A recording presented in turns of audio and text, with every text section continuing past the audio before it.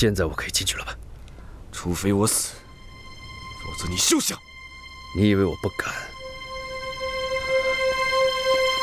你们干什么？把刀放下！撤。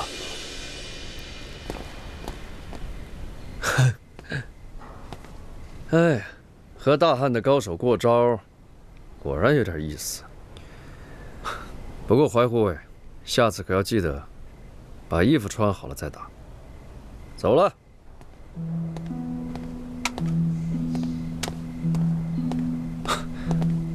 打扰公主了。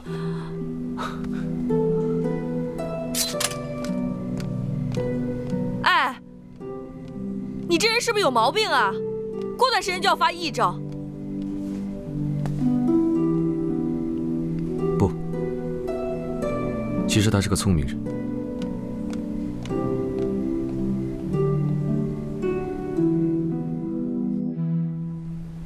对不起啊，怀大哥，我替那个疯子给你道歉了。公主，别这么说。其实他也没有什么恶意的。他到底要做什么呀？公主不必多问了，人生如棋，各自走好各自的那一步就够了。不是自己的，不多想，不想也就没有烦恼了。阿彩，来了。你伤得厉不厉害？我帮你上点药吧。公主，不必了。小伤，不厉害。不管伤成什么样子，总要上一些药膏才是。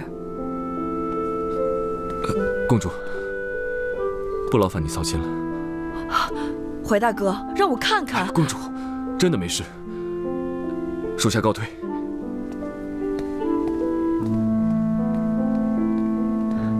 你把药给他送过去。好，你放心吧。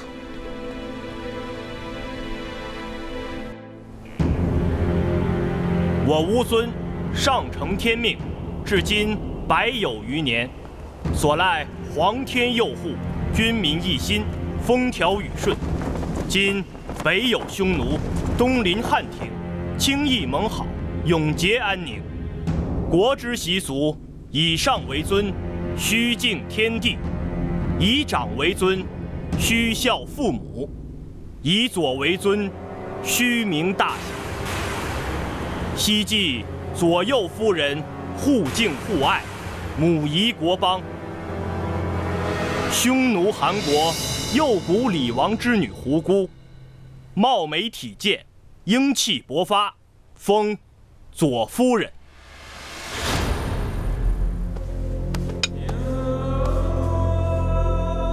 大汉天朝公主解忧，端庄贤良，温婉和蔼，封右夫人。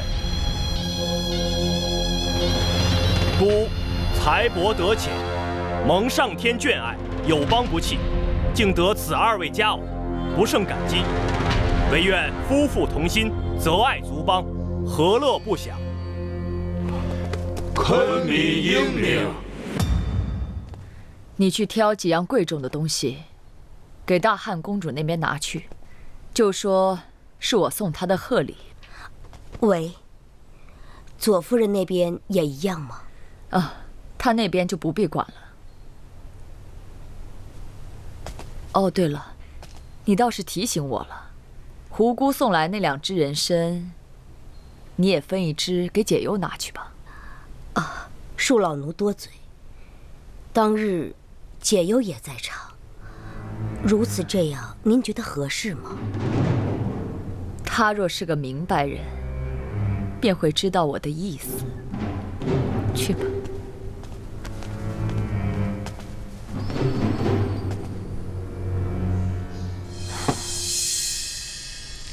解忧，太后送你这个人参是什么意思啊？难道她想安慰我们一下？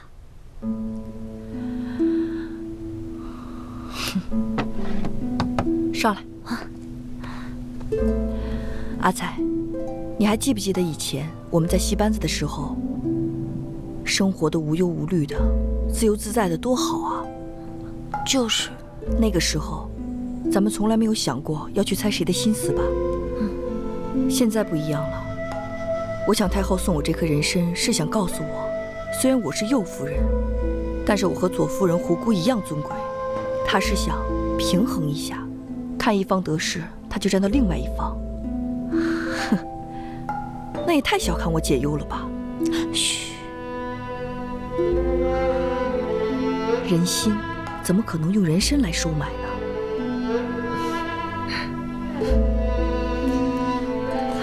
真累啊。解忧，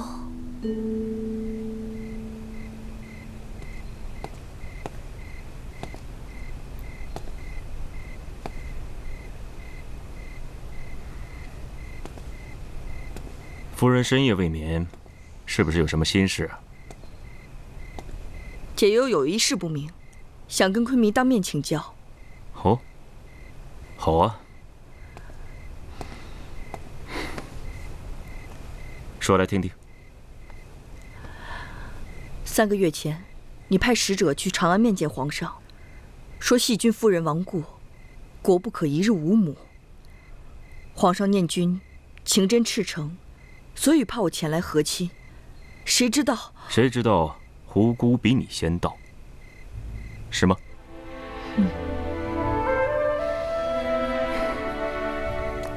我说夫人，我堂堂乌孙之主，难道只能有夫人一个女人吗？解忧不敢独享昆明一人欢宠，只是言而无信，不知其可。既然先向大汉求亲，怎么可以先跟别人成亲呢？那不是因为你没到吗？所以那天我只能娶了胡姑。要怪的话，只能怪你自己了。结婚又不是赛马，谁先到谁先得。既然如此，还要婚约有何意义？纵是奸贤，不改初衷，才是盟约的本意。哎，好了，咱们今天先不聊这个行吗？大婚之日不是已经说清楚了吗？你为何还要纠缠呢？解忧不是一个贪慕虚荣的人，只是深系国族荣辱，不可退让。你昆明，请你收回今日册封。我乃大汉和亲公主，怎可屈尊他人之下？放肆！公主莫非欺我乌孙国小，不敢动你这大汉公主吗？那你是欺我远离故土，要杀我这手无寸铁的弱女子吗？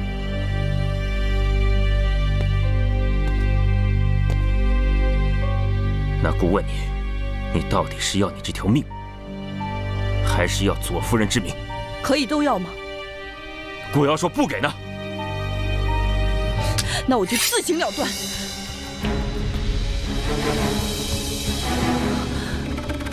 哎，干什么你？拿来！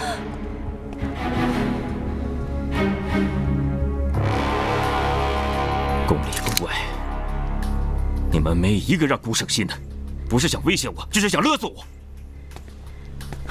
你想要名分，他要权势。要不这样吧，姑把整个乌孙都让给你们，啊？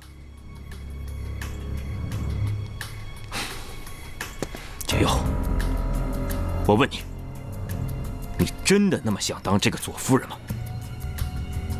对。那你说说，你从未想过夫人之事，有何颜面，要这夫人之名？说。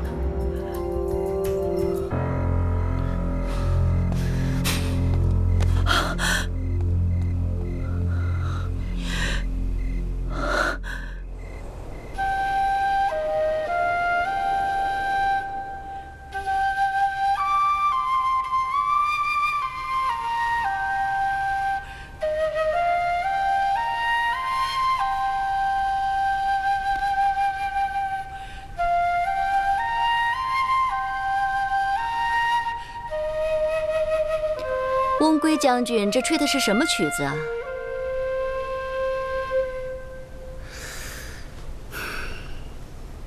这是一支汉人曲子，叫做《幽兰》。幽兰，好美啊！难怪吹得这么动听。是在思念哪个比塔娜还要漂亮的姑娘吧？哼，傻丫头，哪有什么比你还漂亮的姑娘？哼，少逗我。塔娜是不知道翁归将军在思念着谁，不过塔娜知道，如果有人这么思念我，我死了也甘心。傻丫头，别想多了，总有一天，你也会碰到这么一个人的。早点睡吧。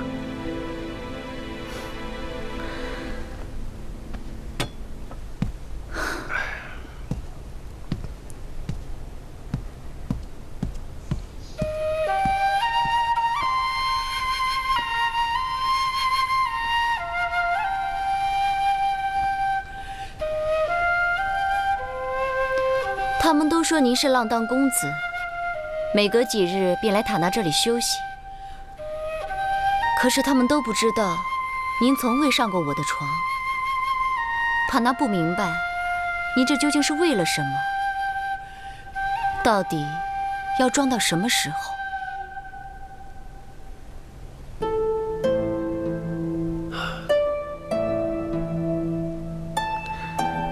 也许是时候该离开了。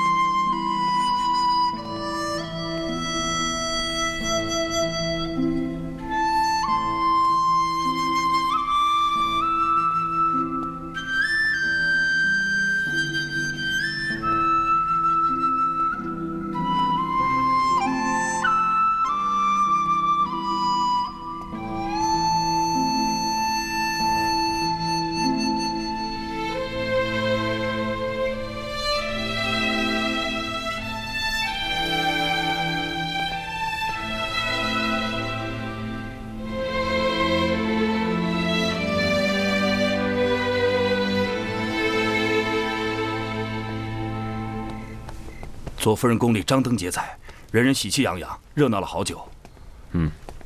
常山西侯那儿呢？一切如常。他们之间有没有勾结？没有。看来最近他们不会再往这儿派刺客了。应该是这样。右夫人那边有没有什么情况？没有。你确定没有？哦，属下想起一事。前晚，翁将军来过。他来干什么？说来好笑，翁将军那晚喝多了，去找那个汉朝大将比剑，二人一通乱战。哦，那谁赢了？自然是翁将军赢了，还把对手脖子都刺破了。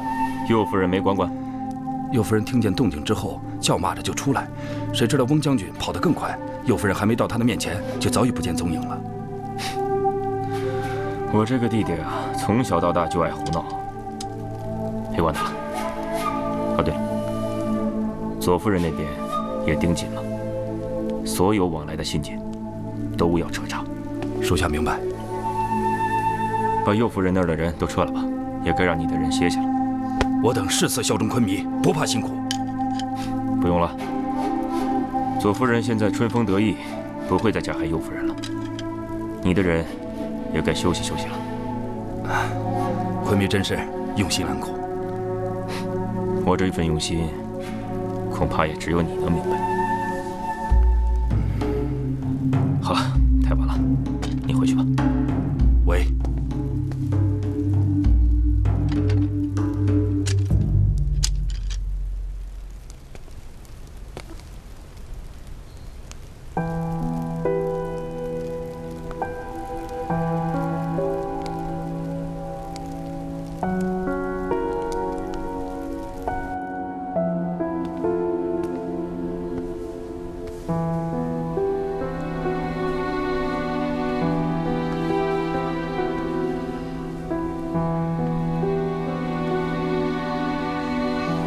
夫人，有劳夫人了。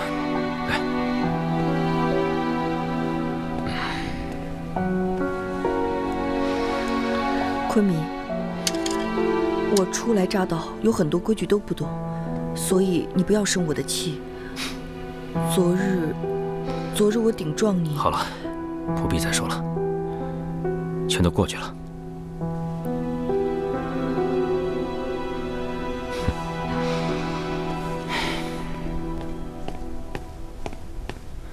昆明，翁归殿下求见。哦，让他进来吧。那我……哎，你去哪儿？坐下，帮我倒杯水。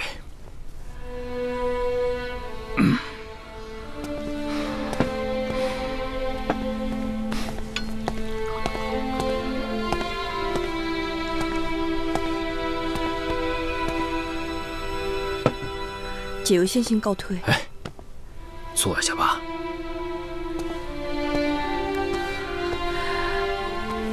王兄和右夫人这一大早上就琴瑟和鸣，相敬如宾，简直是羡煞旁人啊！你呀，夜夜笙歌才叫人羡慕呢。王兄姐别开我玩笑了，我就是夜夜笙歌腻了，来向王兄你讨个差事。哦，想做什么差事？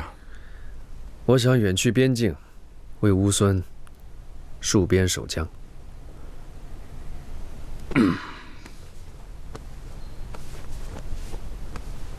你有这个志向，当然好了。不过，作为乌孙王族，突然出现在边境，会让邻邦猜忌啊，不妥呀。王兄，哎，别说了，你跟我说的我都记下了。一旦边境有战事，大将之位非你莫属。谢谢王兄。哎，你先坐下，正好有另外一件差事，我要让你去做。王兄，请说。大汉送亲团近日就要离开乌孙了，你去帮我送送他们，顺便清点一下回礼。是。加油啊！好，你也一块去吧。孤人远去，离愁多，这是人之常情。文贵，到时候你可要好好照顾你的嫂子。请王兄放心。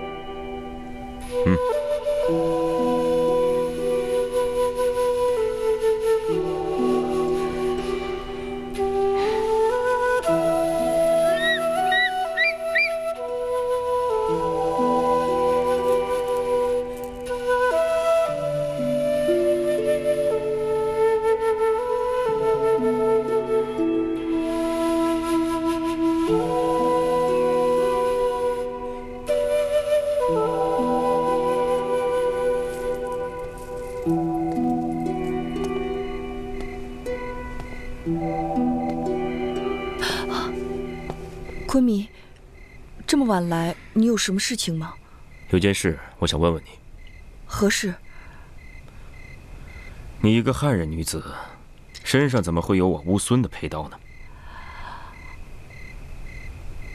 那日，解忧遭歹人绑架，翁归前来保护，他怕我没有东西防身，就把这把匕首交给了我。哦，原来是这样。那你更应该好好保管才是。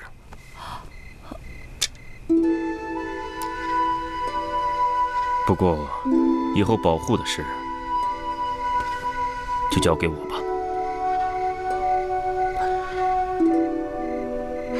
时候不早了，就寝吧。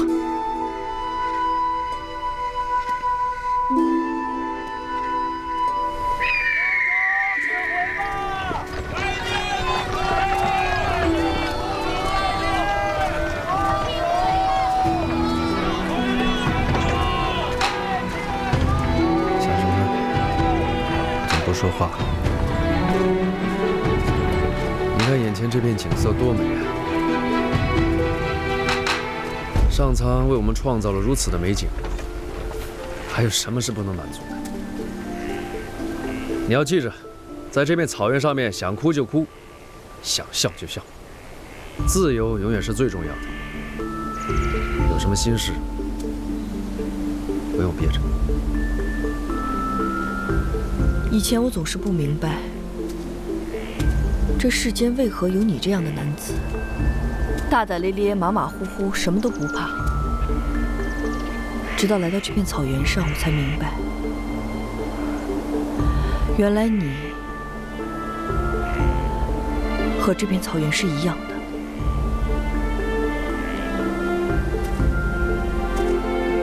你这是在夸我呢，还是在骂我呀？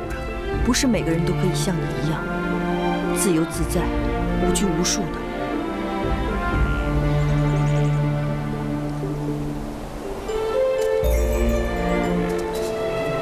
我说过，只要你愿意自由，我会放弃这一切带你走。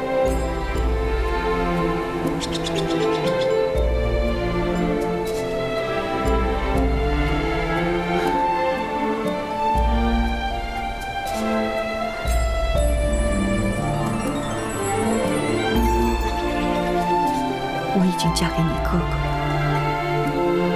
了，我现在是你的嫂子。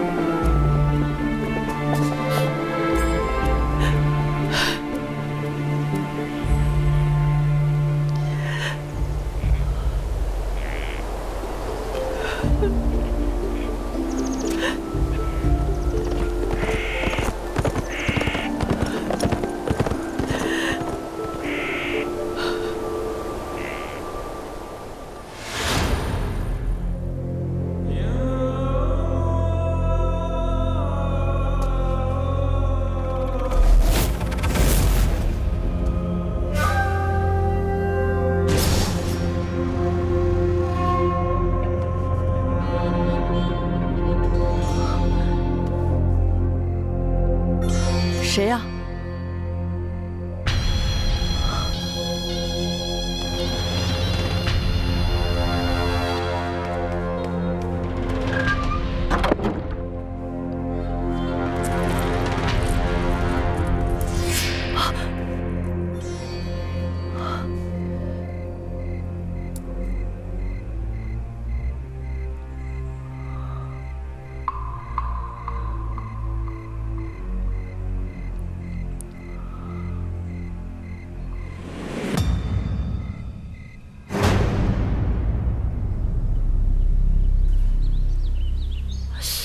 若是能找到翁归，问一问，也许还能知道更多宫里的事情。要不，我去帮你问问翁归殿下。怀大哥不是说了吗？根本找不着他人。你还真信他呀？被他骗了都不止一回了。哼，好了，过去的事情你不要再提了。右夫人，汉商冯辽求见。冯辽参见公主。冯辽，啊！快进来。冯大有钱人，你怎么有时间来看我啊？陆虎母呢，命人采办了一些野生芽草，我给她送货，顺便来看看你。听说昆弥让你做了右夫人，你可真会聊天，哪壶不开提哪壶。阿才，去倒水。我去倒水。昆弥的安排，自然有他的道理吧。几日不见，公主似乎成熟了挺多。其实我本是个不认命的人，但不知道为什么，被选为和亲公主之后，突然变得越来越软弱了。这是好事儿。好事儿？说明公主成熟了，懂事了，长大了。公主，你在这儿生活还习惯吗？每天都在习惯，每天也都不习惯。怎么了？最近有一件事情让我很彷徨。我老觉得有一双眼睛在暗处盯着我，老觉得有人跟着我。啊，有这种事儿啊？昨夜那个人似乎又来了，我跟出去，想看看到底是什么人，结果还是什么都没有发现。不过那个人留下一样东西给我，你看。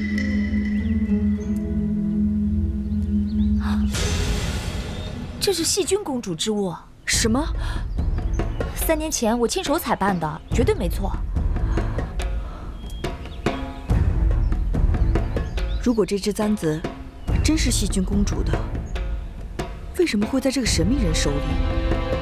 那她留给我，又是什么意思？3个月前，我听说细菌公主死得蹊跷。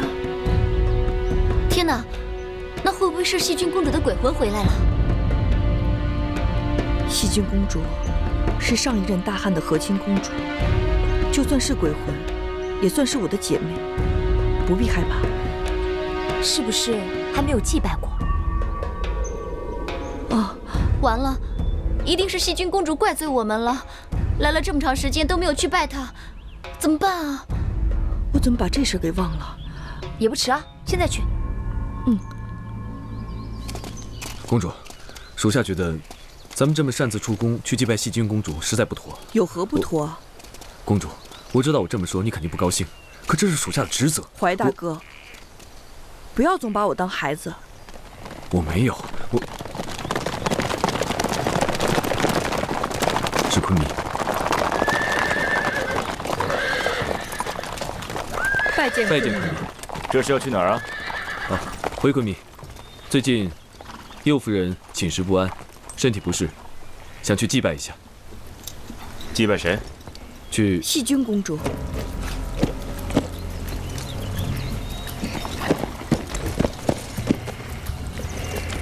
昆明，此事决定突然，没来得及向昆明请示，请昆明恕罪。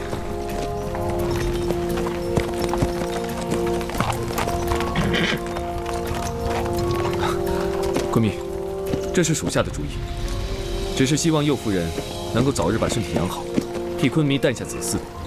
如有不妥和得罪的地方，还请昆明恕罪。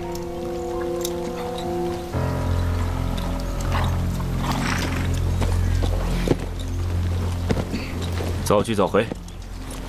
这。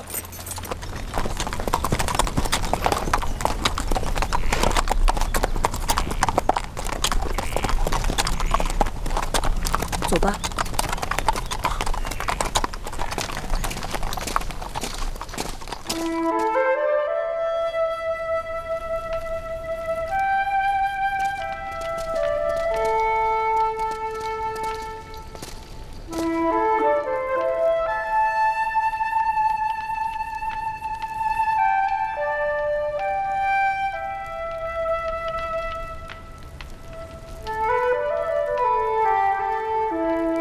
公主，这就是细菌公主之墓。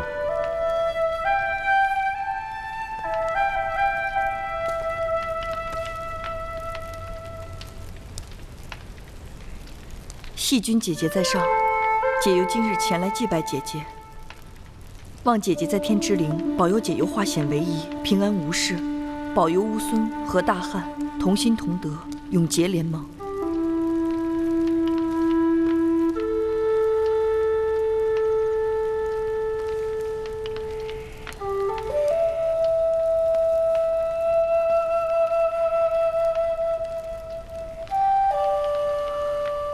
阿彩，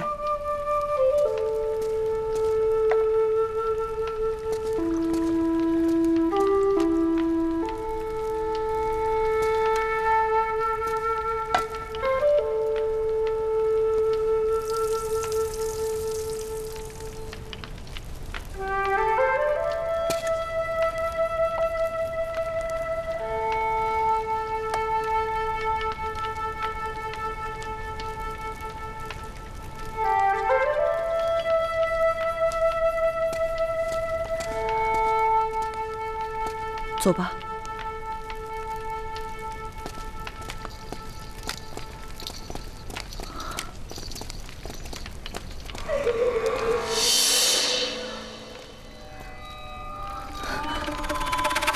谁？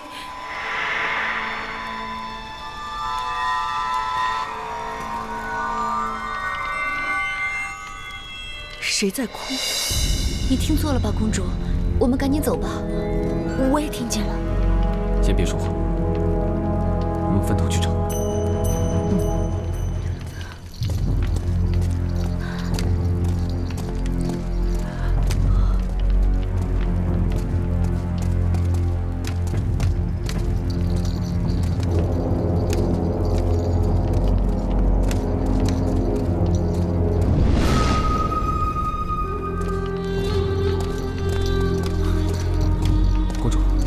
都找遍了，确实没有人。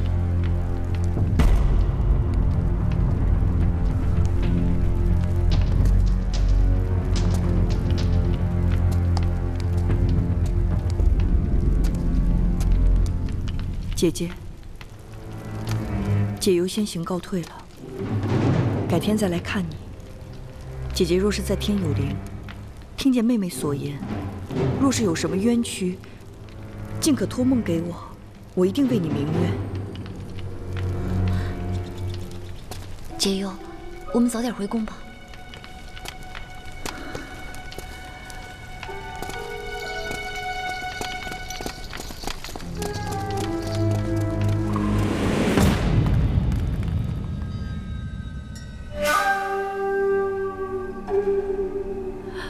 阿彩，阿彩，来了。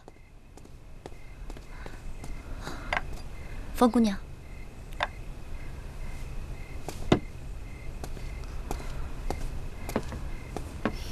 为何从墓地回来之后，我更加心神不宁？是因为那奇怪的哭声吗？这一路我一直在想，这神秘人为什么会留下细菌公主的簪子给我？留下簪子的人，肯定在暗示什么。暗示着什么呢？后宫不比其他地方。每个人笑脸迎人，其实暗藏杀机。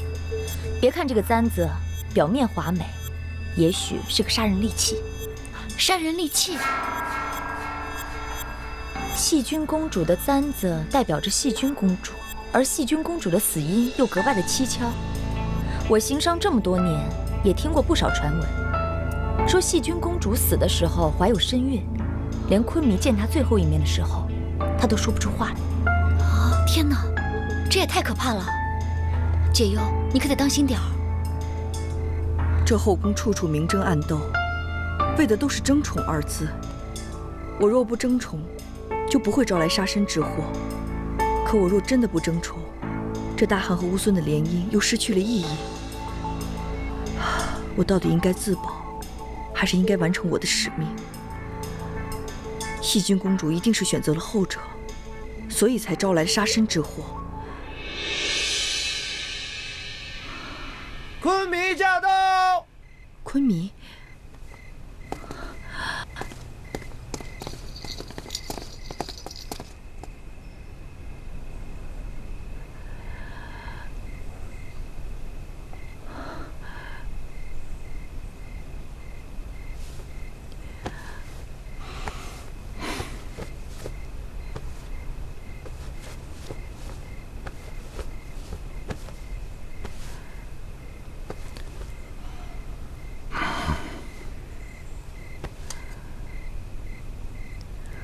昆弥，今日解忧去细菌公主之墓祭奠，我想问问昆弥，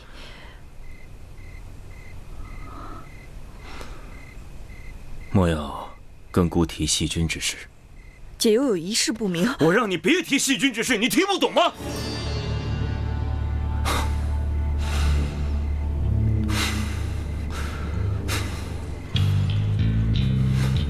解忧知错，这事儿不怪你。姑曾经下令，乌孙上下不准任何人提细菌之事。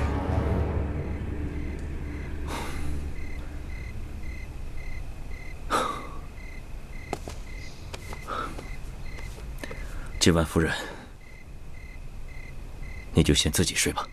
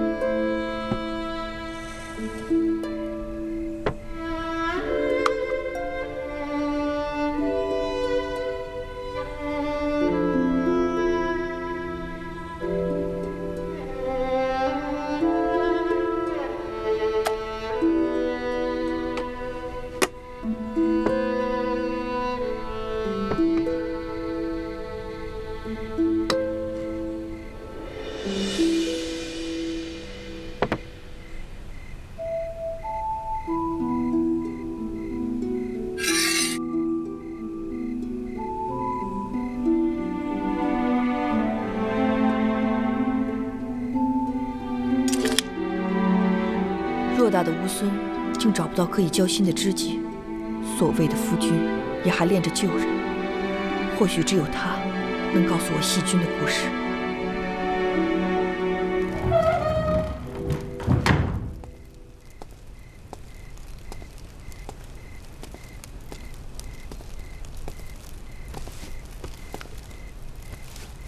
昆明，大元密使送来急函。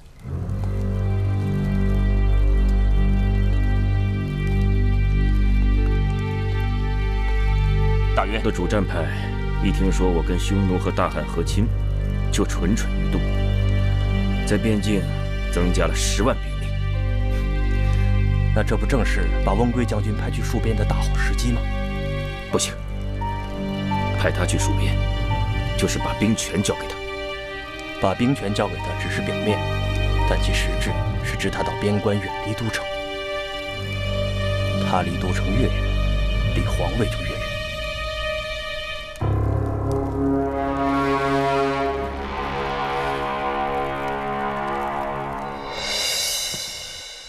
翁归将军已经待坐塔纳房中1个多时辰了，究竟在想什么心事啊？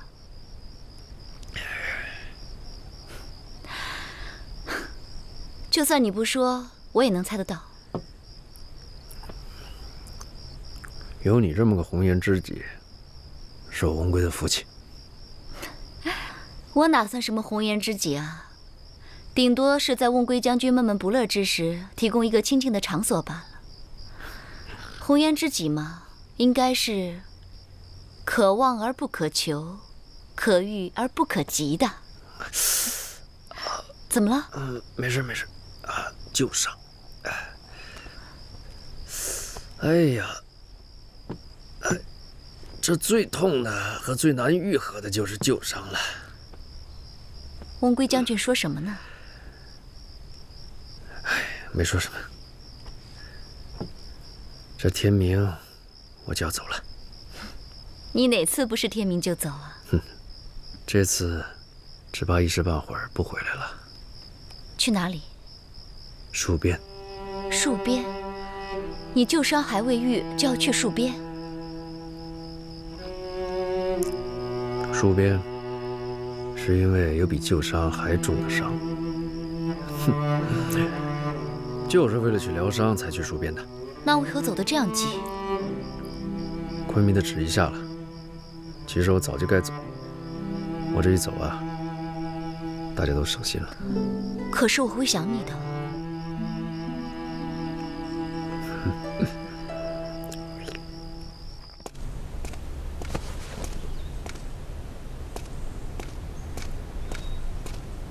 阿彩姑娘，我家将军一大早就远去戍边了，不知你有何要事？戍边？我怎么不知道啊？殿下走了有多久了？大概1个多时辰。1个多时辰。啊，谢谢小屋，阿彩告辞了。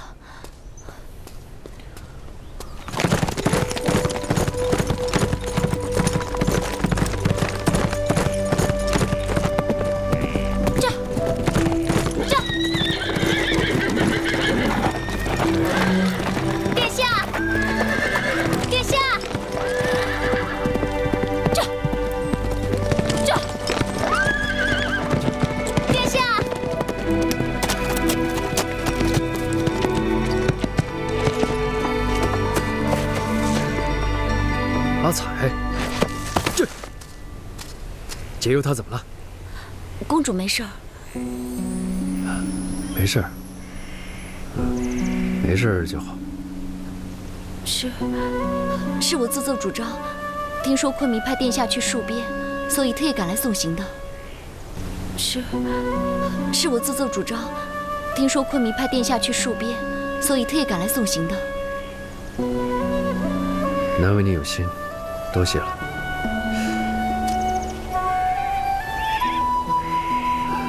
你家公主她……公主慵懒，出宫又多有不便，所以叫我来代替她以表心意。阿彩，从今往后，公主要拜托你好生照顾了，多谢了。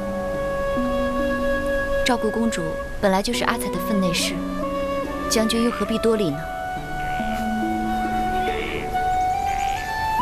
你家解忧公主她安好，我才安心嘛。要是公主也能对殿下有如此用心就好。阿彩，你要知道，从今往后，解忧是乌孙的堂堂右夫人。可是谁都知道，殿下之心所属正是我们家公主。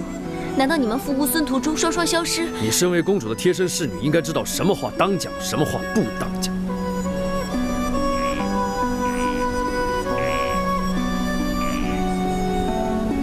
今日之事，言之于此。殿下，早点回去吧。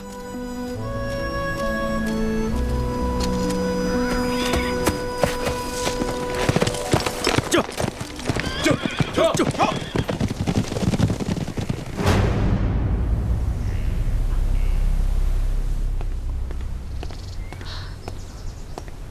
公主可以用晚膳了。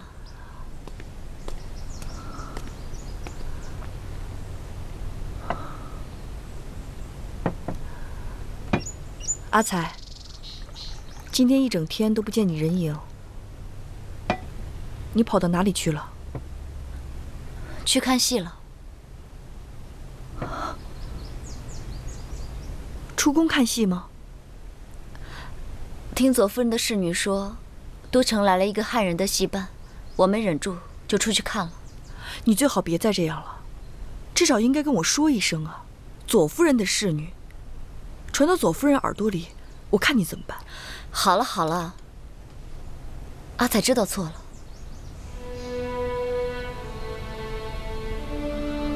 你是又要教训我吗？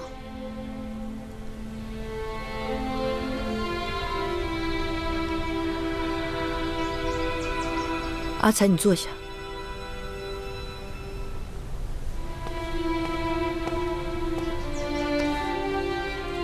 阿彩，我们俩从小一起在戏班子里长大，情同姐妹，对吗？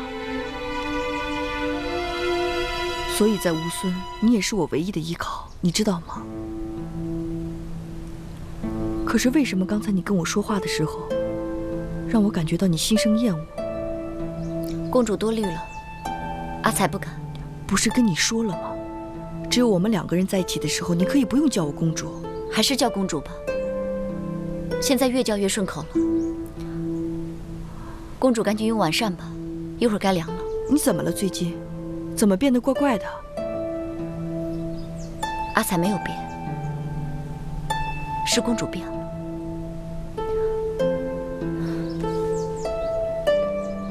阿彩告退。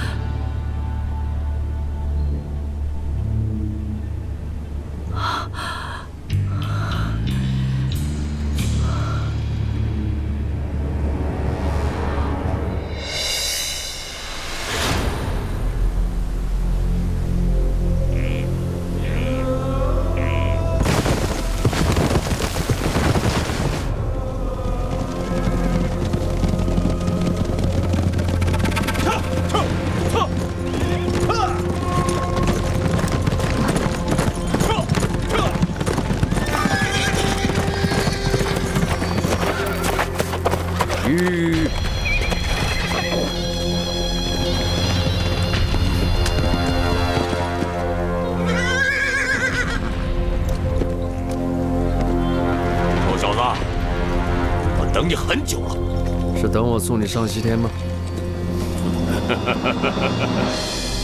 死到临头还有心情开玩笑？1对1，我要跟你决斗。决斗？就凭你，你是真活得不耐烦了？废话少说，这次决斗跟匈奴乌孙没关系，是我们2个男人之间的事儿。来啊！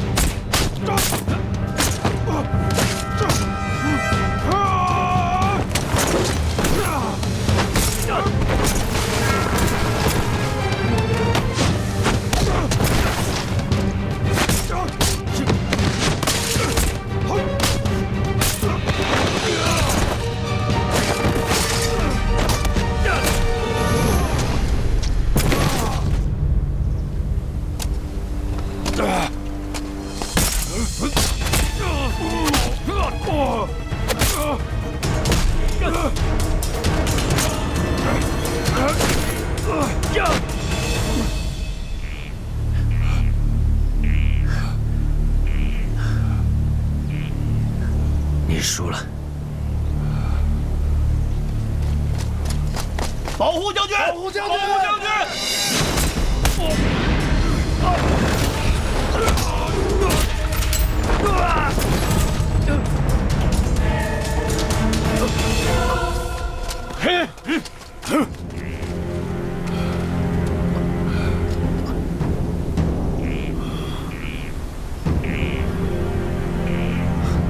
我一律从不趁人之危。今日你有伤在身，放你一马。他日战场相见，必取你性命。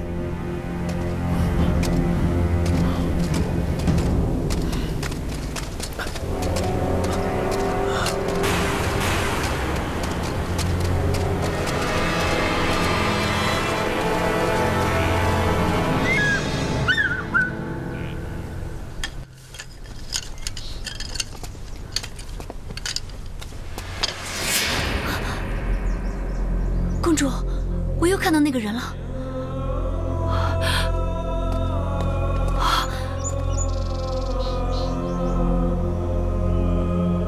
还是那个神秘人，他又来了。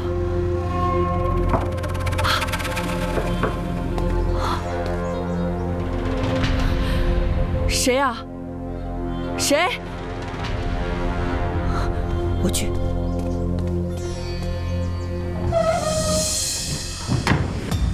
谁啊？没想到是我吧？吓死我了你！吓什么吓呀？大白天的。啊！我刚才跟公主又看见那个神秘人了，还以为是你呢。公主，看来你祭拜完那个细菌公主，她的魂魄还是来缠着你啊！哎呀，你少吓唬我了！我都告诉她了，有时候托梦给我，她才不会像你这样呢，装神弄鬼吓唬我。就是，公主啊，你别在意那个神秘人了，你越在意他，他就越来吓唬你。等你不关注他的时候，他就出现啦。说的也是，公主，这次我来是要告诉你太后病了，你是不是应该去看一看啊？病了？嗯，不知道啊。那我明日一早便去吧。嗯。解忧给太后请安。太后万安。哎，免礼免礼，快赐座。谢太后。太后身体抱恙，有人竟然不闻不问。太后卧床3日才来，难道这就是大汉重阳的孝道？姐姐说的对，解忧知错，请太后恕罪。哎呀，好了好了，算了，我是疼痛难忍，所以也不愿意见人。听闻太后患的是风湿，所以解忧特意请大汉的国医，想用汉医替太后分忧，减轻太后的痛苦。大汉的国医，难得妹妹有心呢。太后要不要传唤？我用的太医已经跟了我几10年，都很难医治我这风湿的顽疾。大汉能有什么神医？乌孙虽是小国，但国医的医术也不输汉医。太后误解了，解忧的意思不是怀疑乌孙国医的医术，也并非诋毁乌孙国医对太后的忠心，只是恳请太后试一下汉医。太后长期使用一种药方，体内难免形成相斥之力，也许换一种药方会有意想不到的效果。你的意思太后都明白，可是太后的意思你好像不太明白。请左夫人赐教。太后的意思是我们不相信汉医。左夫人真是聪明啊，才来乌孙半个多月，已经会揣测太后的心思了。难怪太后这一病，后宫就只听左夫人传圣旨了。你什么意思？我什么时候假传圣旨了？左夫人息怒，太后身体抱恙，需要静养。你这么孝顺，不应该不明白其中的道理呀。好了好了好了，你们2个都不要再争了，退下，都退下。喂。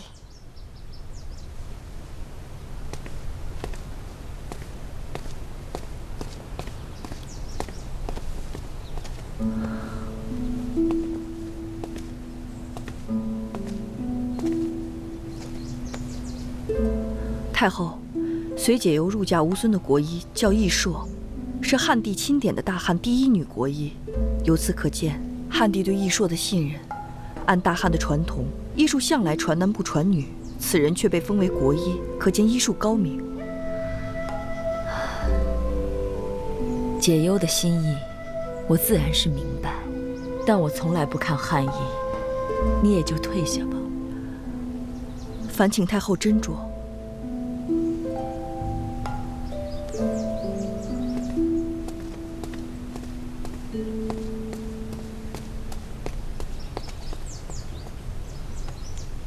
今天又让那个虎姑占了上风，真是气人。好了，图一时口舌之快，有什么了不起的？解忧，你总是这样，以后吃亏的肯定是你。好了，你没听说过吗？吃亏是福，所以呢，亏吃的越多，对我越好。哎，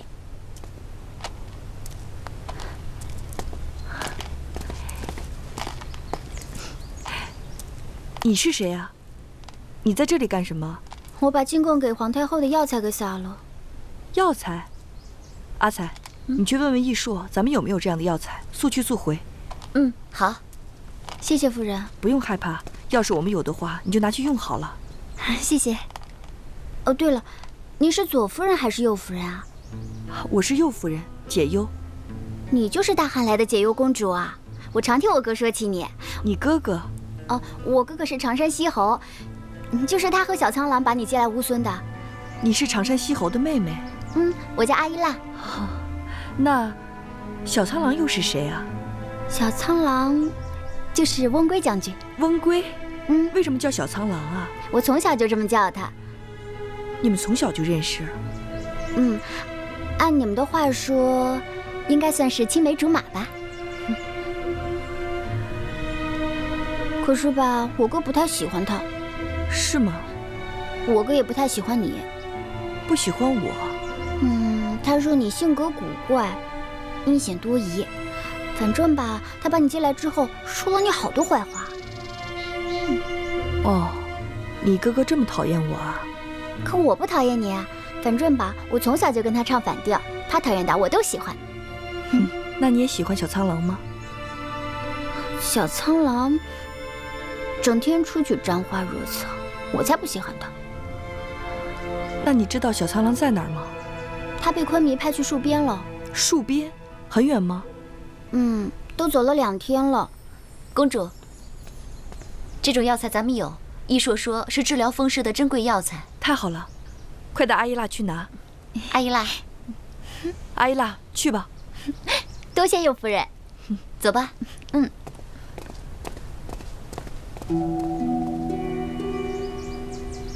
从小一起长大，青梅竹马。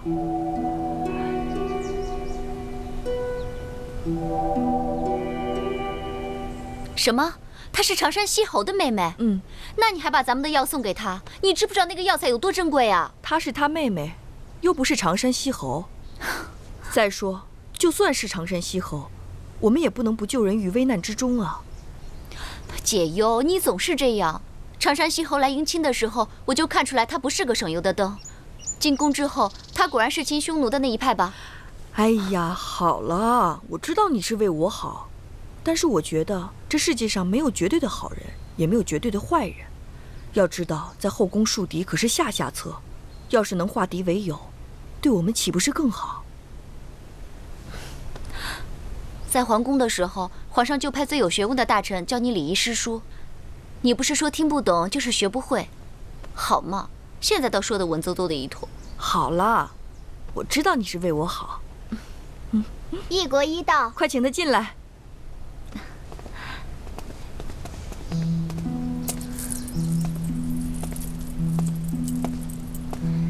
国医奕硕拜见公主殿下。快起来。谢公主。坐。今天我去给太后请安，我想用针灸治好她的风湿顽疾，可是太后好像不太相信汉医，不知道你有没有办法让她试一试你的医术？治病易治，人心难改。什么意思？要想治好太后的风湿病，最佳疗法就是针灸。但我听说太后最害怕针灸，因为2年前，细菌公主带来的医官用针灸治死了国舅，此事成为一块心病。宋国医真的治死了国舅？此事也很蹊跷，宋医官也被处死了。但我看了他留下的资料，并没什么不妥。如果有人要陷害宋医官，也不是不可能。可是此事久远，已无从考究。眼下最要紧的事情，还是要消除太后对针灸的偏见。公主说的对，但这很不容易。易硕，我想学针灸。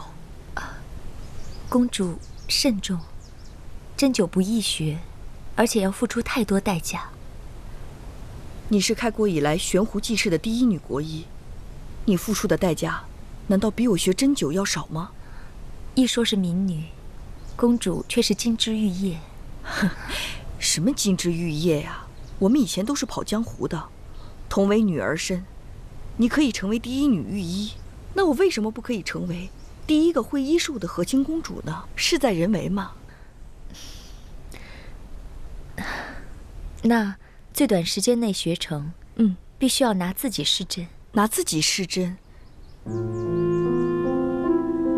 我不怕，只要能学成，我什么都不怕。喂，一说这就去准备医书。公主告退。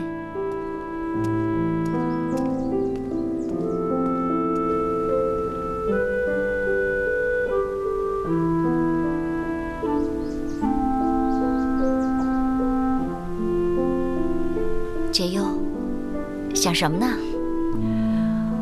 我在想，乌孙的雨季是不是快到了？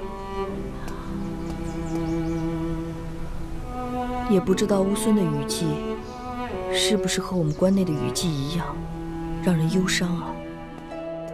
来，慢点，将军。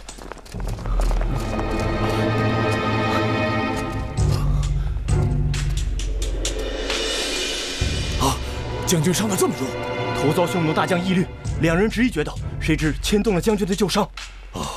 快卸甲疗伤吧。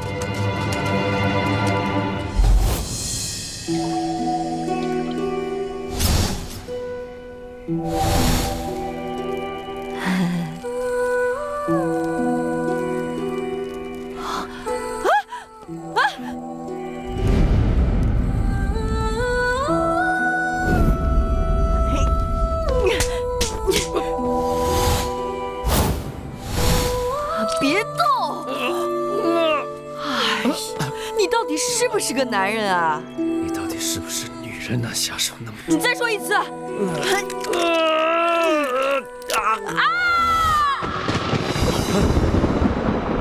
将军，没事吧？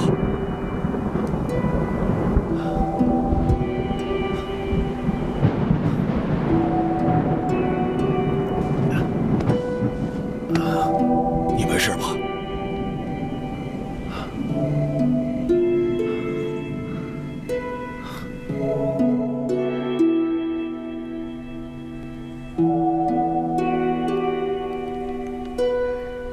进针的时候，用左手固定，然后用右手这样将针刺入，就像我这样。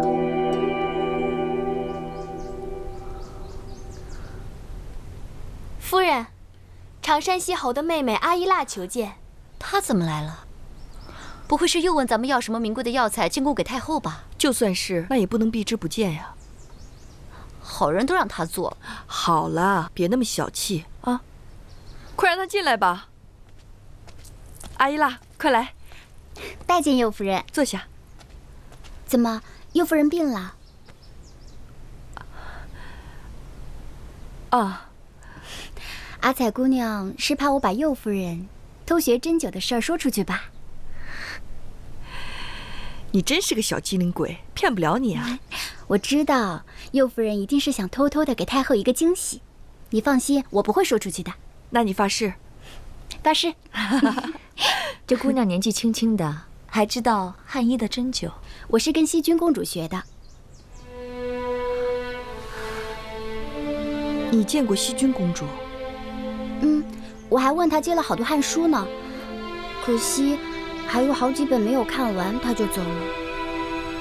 她还送了我一幅字，是她自己写的悲愁歌。悲愁歌，你记得歌词吗？吾家嫁我兮天一方，远托异国兮乌孙王。穷庐为室兮毡为墙，以肉为食兮烙为浆。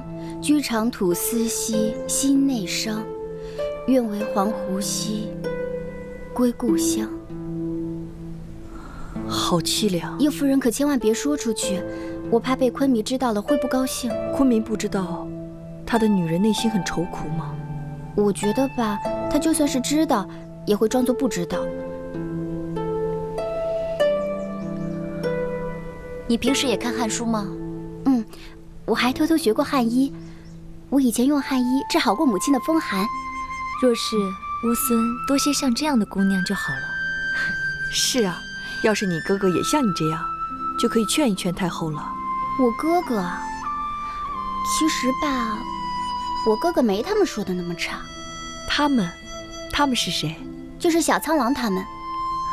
看来阿依拉是一个帮哥哥的好妹妹。才不是呢，我这每天不气他一下，就好像一天没过完似的。你今天到底有什么事啊？你不说我都给忘了。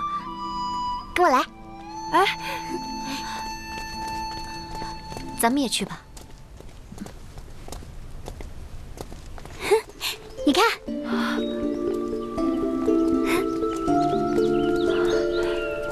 啊，西极马，喜欢吗？我养的西极马。喜欢。天马来兮从西极，经万里兮归有德。皇上作诗赞美的就是这西极马。送你了。送给我？这么贵重的礼物，怎么好意思啊？因为你当时把珍贵的药材送给我了呀，免了我被哥哥责罚。当时我还没来得及谢谢你，回去想了想，觉得送给你我们乌孙的西极马最合适了。你这小丫头心思真是细密，谢谢你，我收下了。阿才、易硕，你们先回去吧。你要去哪儿啊？我要带他熟悉一下我的宫殿。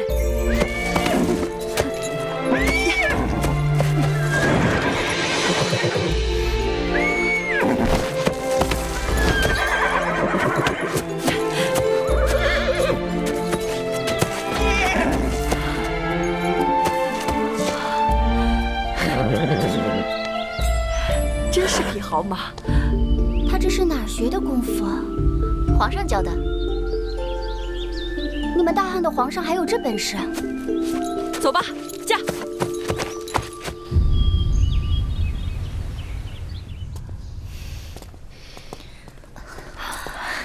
哎，冯姑娘，你怎么来了？公主，你可算回来了。怎么了？出什么大事了吗？左夫人在宫里四处散布谣言，说你让汉医给太后治病是想借机毒害她。你听谁说的？我刚才送医料的时候听他们议论的，所以赶紧过来告诉你。昆明应该不会相信的。昆明有令，从今日起，右夫人搬出寝宫，住木塔长道。木塔长道？木塔长道在哪儿啊？在都城北山后面。都城的北山，冷宫。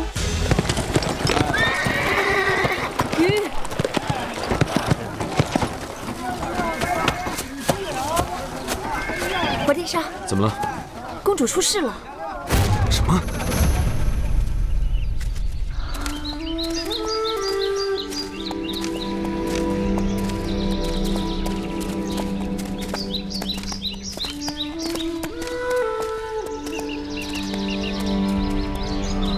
阿才，你看这天是不是要下雨啊？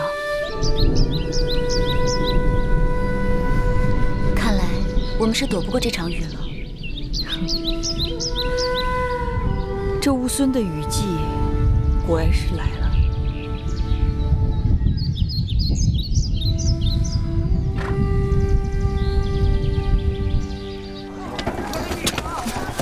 无辜这招实在是太恶毒了。这女人真是可恶。接下来我们该怎么办？公主这次烫的是浑水，跟昆明肯定解释不清，看来只能依靠大汉来威慑昆明了。可是昆明最恨的就是被要挟，这么做合适吗？公主即将人头落地，救人要紧。撤！撤！撤！撤！撤！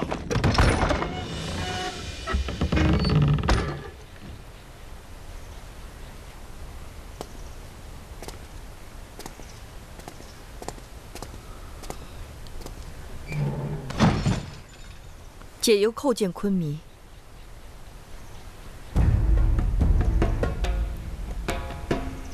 知道为什么让你来这儿吧？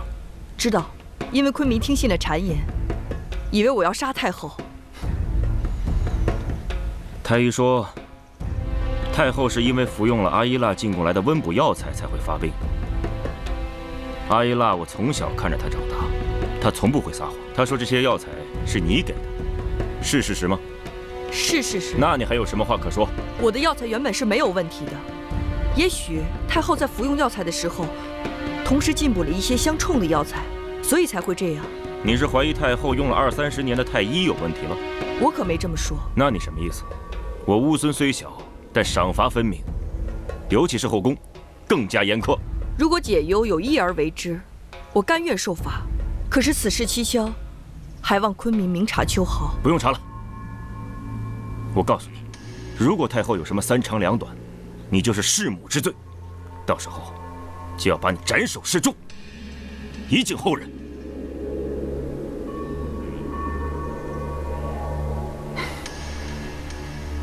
自己在这儿好好反省吧。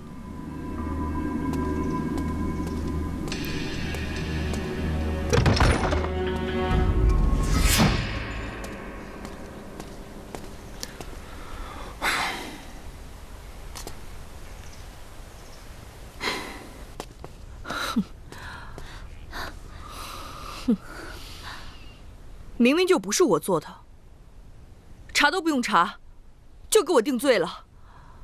解忧，现在怎么办呀？能怎么办？等死。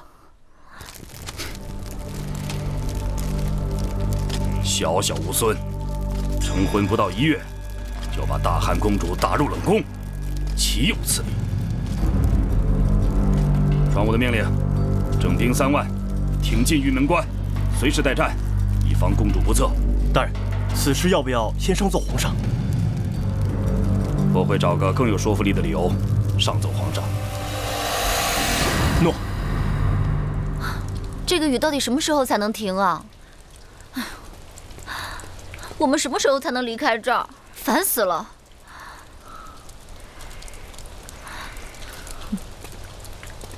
怎么？才3天你就受不了了？你不觉得吗？这儿有这儿的清静。只有你会这么想吧？这可是冷宫啊！我觉得这儿挺好的呀，只有你和我，想说什么就说什么，而且我可以潜心的学习针灸。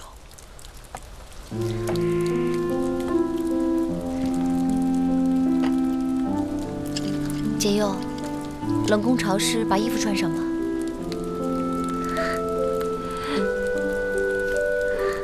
还是阿彩对我好。你呀，也就是你才能想出这个理由来说服自己。都怪那个阿依腊，你要是早听我的，就不会到现在这样了。不能怪他，你还帮着他说话。阿彩，看人要看人的好处，要都像你这样的话，还怎么交朋友？以后你还敢相信谁呀？是，就你善良，就你懂得多，吃亏的永远都是你。吃亏是福。右夫人，右夫人，你还好意思来？我们的药根本就没有问题，到底怎么回事啊？我也想知道到底是谁在汤药里动了手脚。右夫人，对不起，右夫人，让您受苦了。没关系，你怎么进来的？我用迷香把门口的守卫给弄晕了，估计他们1个时辰之后才能醒来。我们赶紧逃吧！哎，坐下。我们肯定不能逃。如果这个时候逃走了，岂不是我们承认做错了事情？我要昆明自己把我放出去，还要给我道歉。道歉？解忧，你疯了！昆明怎么会跟你道歉呢？没有做错事情就是没有做错，有什么可怕的？右夫人，我有什么可以帮你的吗？有啊有啊，你说。你帮我跟易硕要几本医书过来，好吗？这个简单。还有呢？右夫人，其实我心里愧疚得很。没什么好愧疚的。眼下最重要的事情就是治好太后的风湿顽疾，让她不必再受病痛的折磨，昆明就能信任我了。那右夫人，我现在就去找易硕拿医书。先告退了。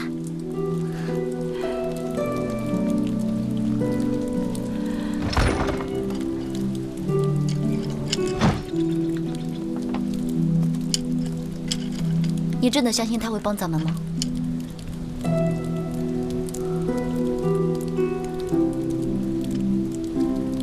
我宁可相信啊。太后的疼痛减轻些没有？的确是好多了。看来我父王的药确有奇效。不过，御医吩咐此草药的药力很猛，年轻人还可以，像我这年纪，最好不要连服3日。御医说的是。前几日，大渊给我父王进贡了延年益寿的仙草，我父王让我献给太后。啊，有劳单于还想着我。匈奴乌孙本是一家。太后，昆明来看您了。哦，让他进来。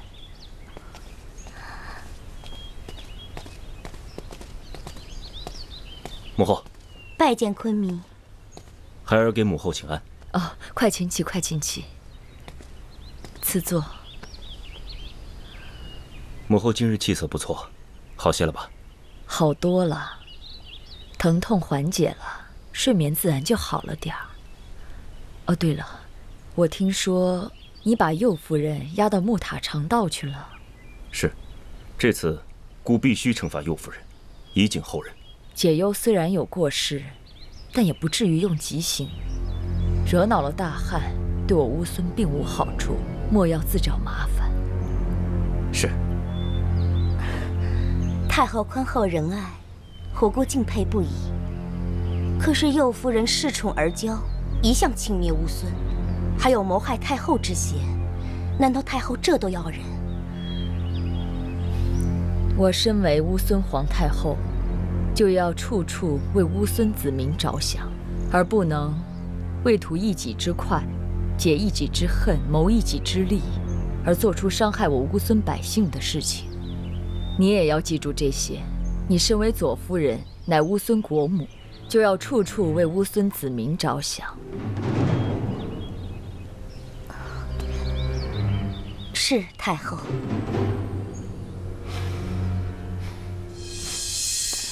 夫人，夫人，您消消气，消消气啊！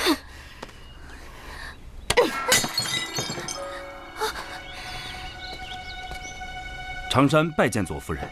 出去。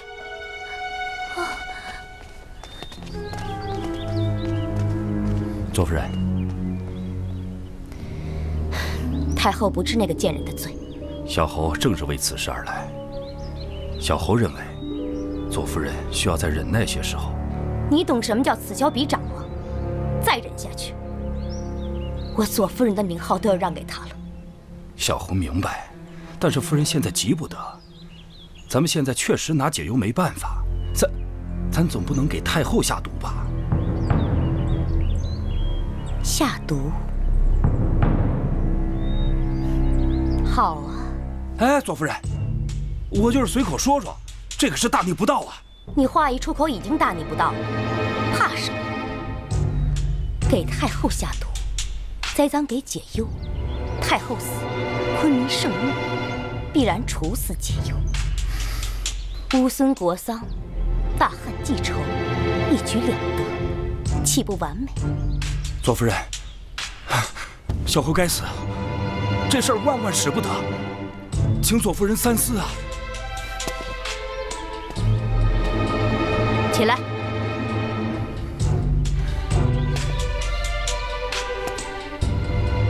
成大事者，岂能瞻前顾后？常山，在。你已经下不了船了，该怎么做？自己清楚。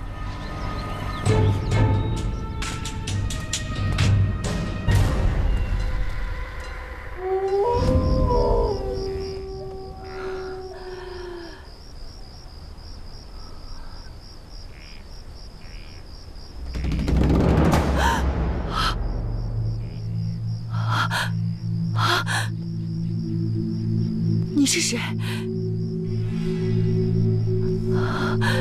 你不是宫里打杂的宫女吗？从来没有见过你说过话，你是哑巴？你叫什么名字啊？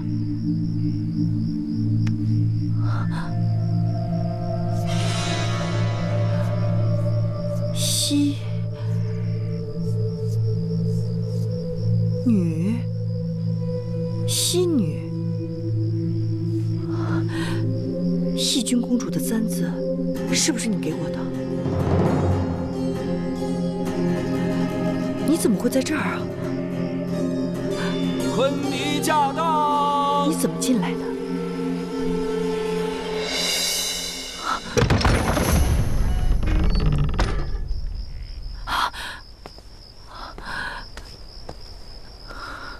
解忧给昆弥请安。乌苏雨季寒冷，怕着凉，保重身体。谢昆弥关心。这是太后让我给你带的话。谢太后关心。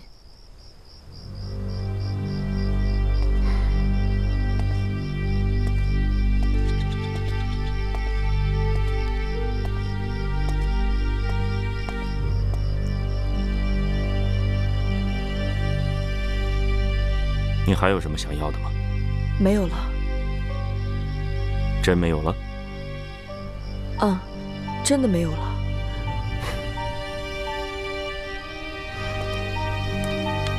啊！怎么了？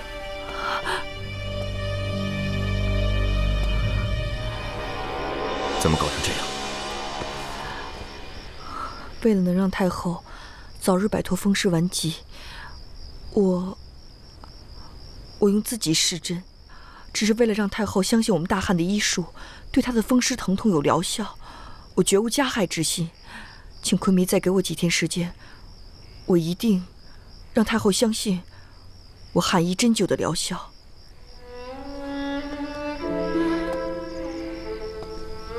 我本来是不相信你们大汉的针灸之术的，不过你的话倒是引起了我的兴趣。我倒要看看你大汉的针灸之术到底有多神奇。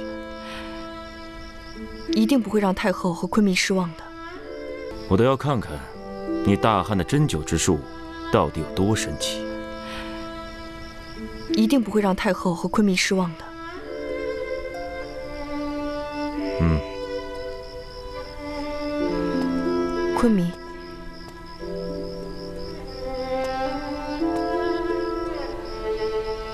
天冷了，注意保暖，早点休息。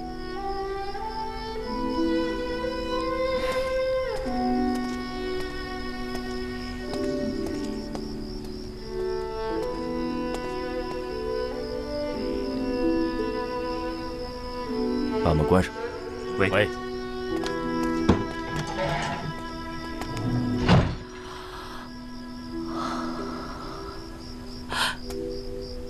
西女，西女，西女，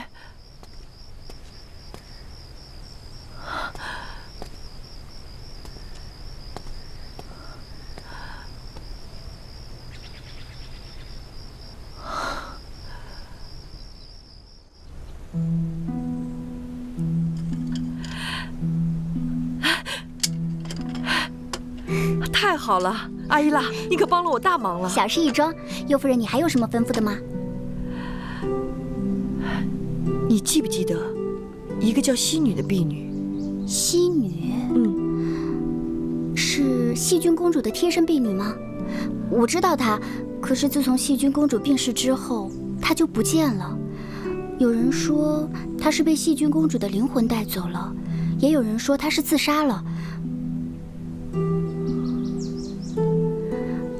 天色不早了，我要先走了，那你自己多保重。哎，这里有一封信，你帮我给怀将军。好，告诉他我在这儿挺好的，不用担心。昆明很快就把我放出去了。好，右夫人还有什么要吩咐的吗？阿依拉，麻烦你帮我把这个也送出去吧。好，没问题。那我先走了，你们要好好保重。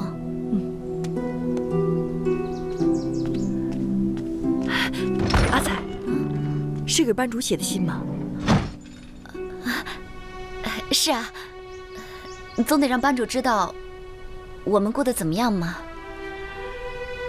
好想他们呀。傻瓜。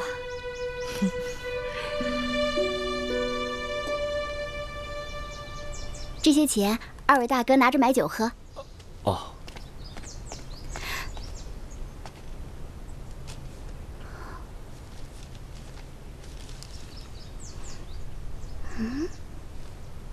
他写信给温归干什么？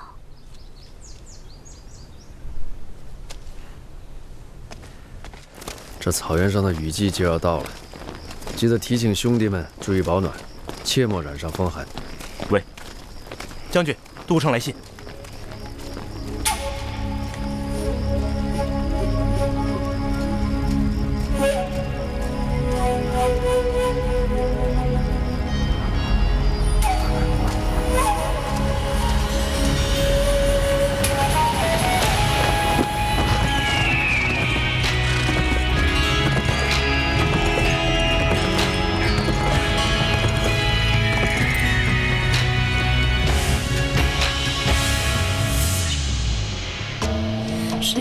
山风蚀的烟火，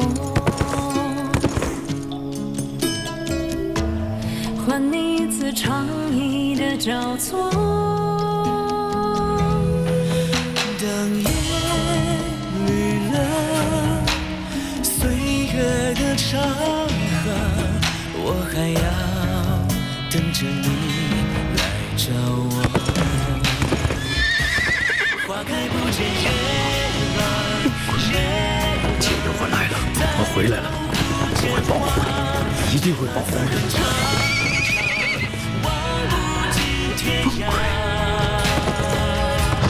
若是一片深情不敌飘扬的黄沙，许我孤身一人享受繁华。许我孤身一人享受。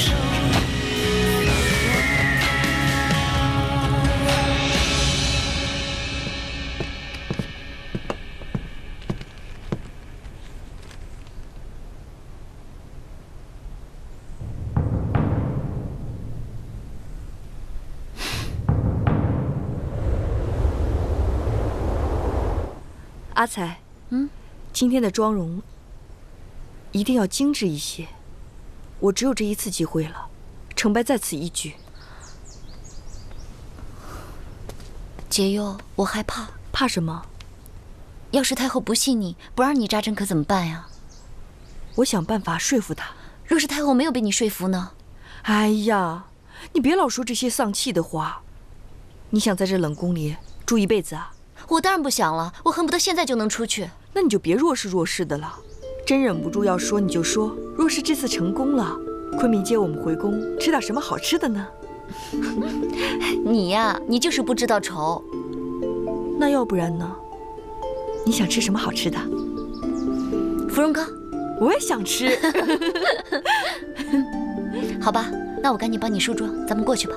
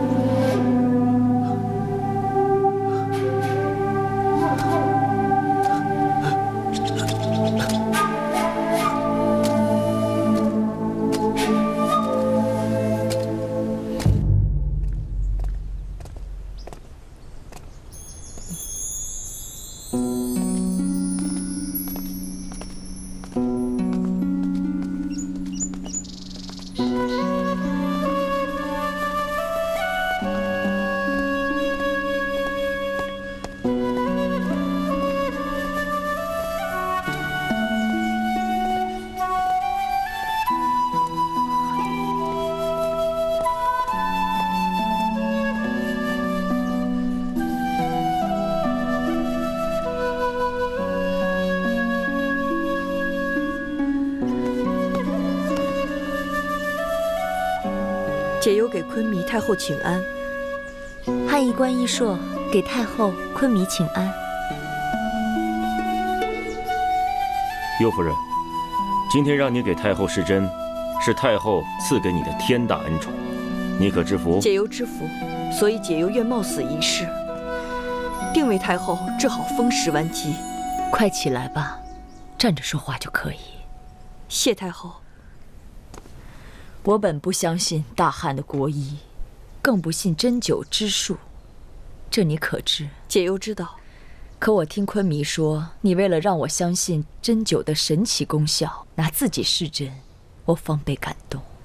多谢昆弥美言。解忧一心想治好太后的顽疾，让太后今后不必再受病痛的折磨。难得你有这份孝心，那我就试试。多谢太后信任，解忧不会让太后失望的。且慢。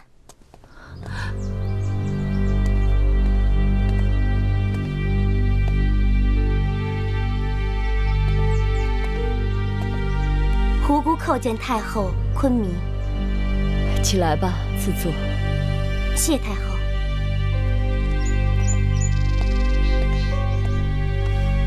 听说今日右夫人要给太后针灸，吓得胡姑马上就赶过来了。胡姑，给太后施针的事是我允许的，你突然来，是有疑义吗？胡姑不敢，只是心系太后，担心针灸不能治愈太后，反而引来不可想象的事情。有什么不可想象的事情？恕胡姑直言，针灸在匈奴被视为巫术，是父王单于严令禁止的。针灸不是巫术。那右夫人，你倒是说说，你怎么就证明针灸不是巫术？用我自己啊。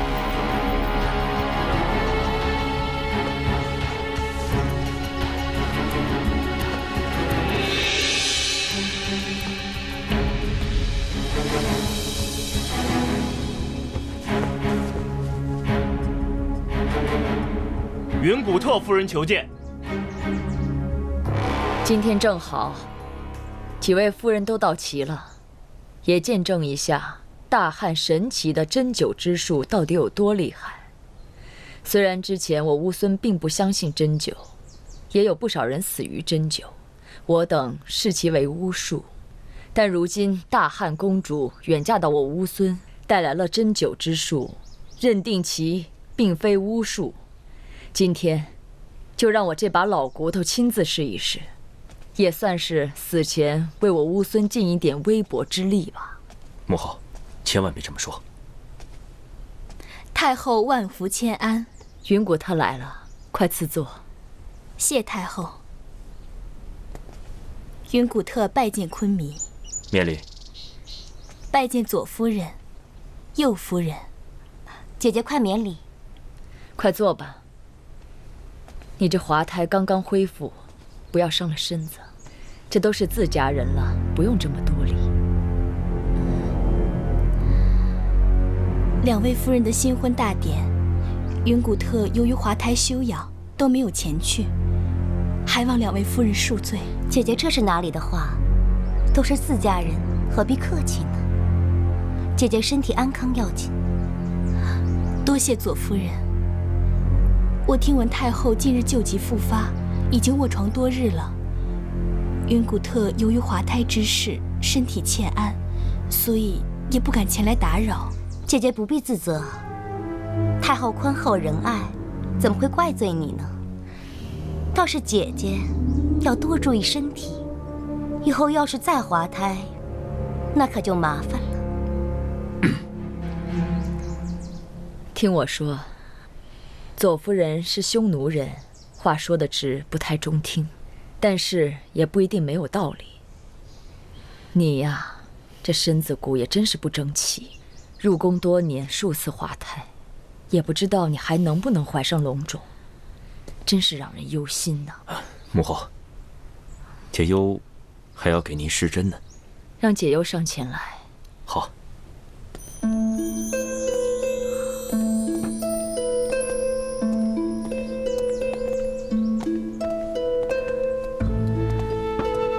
太后，这是随我入嫁乌孙的国医易硕，也是我的医师，是他传授我针灸之道。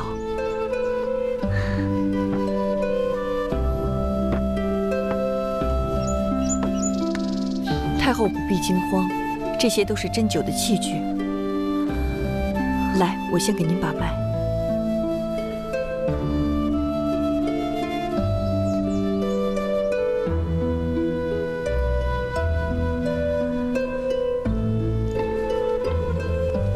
太后，可是这只腿疼啊？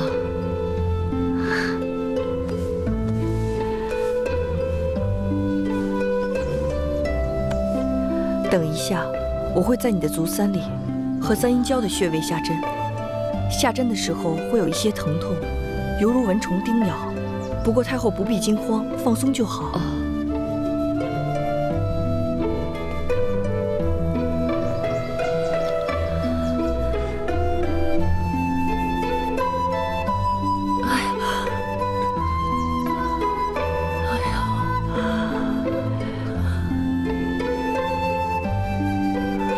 下针之后，其实并无疼痛，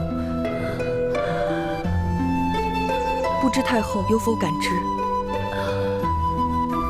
果真如此，好像疼痛的感觉减轻了一些。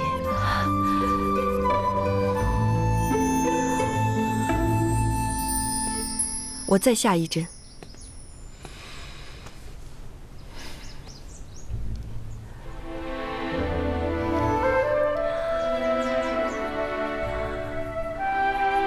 不疼吧？纳和雅在，给我拿杯水来。是。进补的汤药，太后可以继续进补。针灸和服药并不冲突。每天早晚2次针灸，每次针灸我会留针半个时辰，10天为一个疗程。相信3个疗程之后，太后的风湿疼痛定能缓解。我以为冒死试1次就可以了，没想到要60次呀！哼，太后这病不能着急，要缓治，每次针灸都能缓解你的疼痛，持之以恒，一定可以根除。言之有理。纳和雅在，赏。不必赏赐了，太后能让我为你针灸，已经是最大的恩赐。我乌孙虽然是小国，但也是礼仪之邦，赏罚分明，这是我的一点心意，你应该收下。还不赶快谢恩？谢太后。这是波斯国王去年送我的红玛瑙挂珠，你作为新嫁之妇，带着红玛瑙喜庆。谢太后。解忧啊，从今天开始你就住回宫里吧。谢太后恩典。起来吧。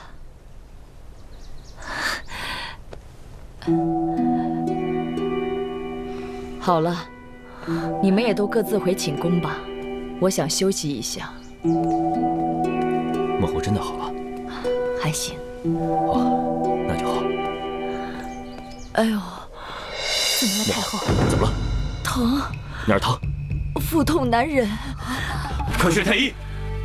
宣太医仙骨入内。莫侯。哎呦，疼！哎呦，臣免礼免礼，快给太后诊病，快！哦。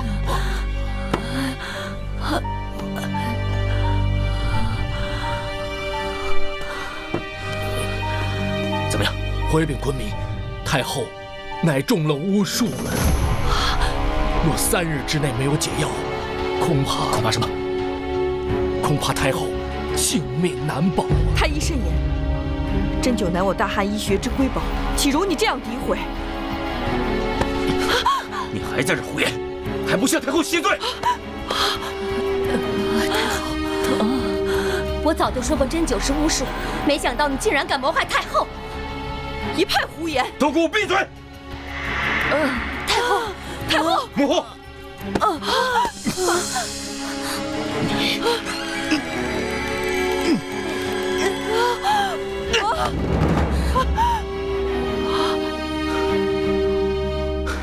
皇兄，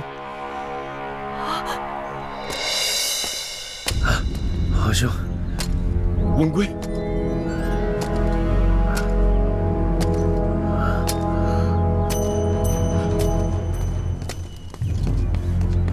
温归将军，将军，温归，你怎么了？仙谷，臣在。快看温归怎么了？快！王兄，我在来都城的路上遇到了匈奴兵的伏击，没事儿，各位放心，我还死不了。皇兄，他们连乌孙王族都敢杀，七次三番的想置毁于死地，恐怕他们没有什么干不出来的。温归将军，温归将军，温归将军，温归将军，他怎么了？温归将军气血虚弱，身上有多处伤痕，肩上还有毒箭。从伤口的肤色来看，的确是匈奴军中惯用的毒液。依臣所见，温归将军已命悬一线。来人，在！快把温归扶走！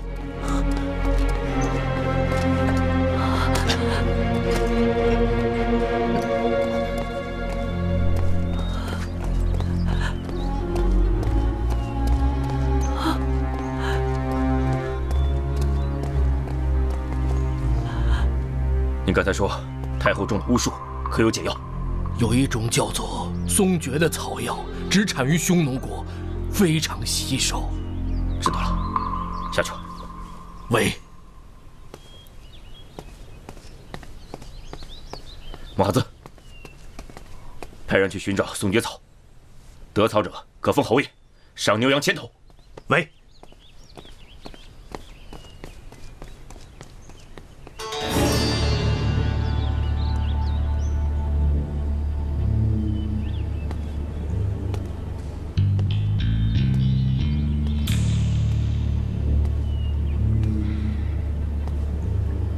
左夫人，在。太后奉体欠安。这几天你在寝宫，就不要乱跑了。喂。我的意思是，不能踏出宫门半步。虎姑遵旨。你们都下去吧。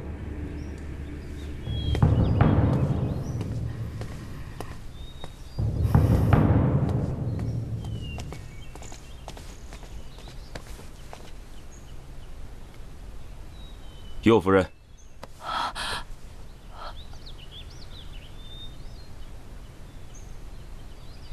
你还是回莫大长道吧。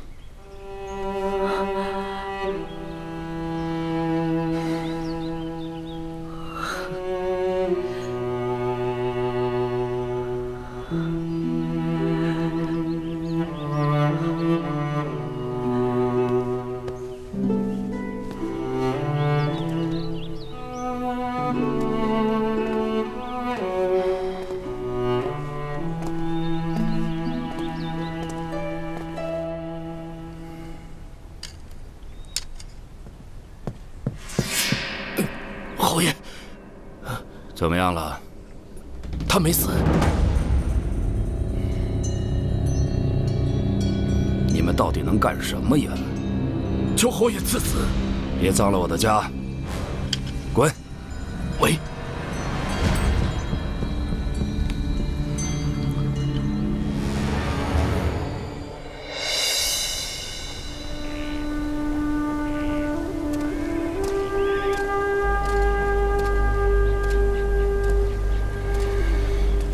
将军，您贸然率3万大军挺进边关，如何上奏皇上啊？放心吧，皇上已经准奏了。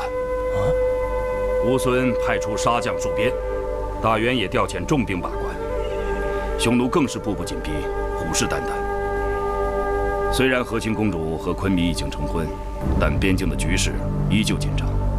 这个时候，皇上也是紧绷着一根弦，不敢有任何的疏忽。此时上奏请兵，挺进边关，皇上自然不会驳回奏请。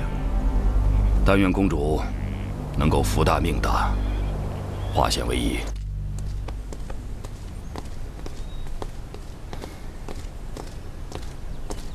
海将军，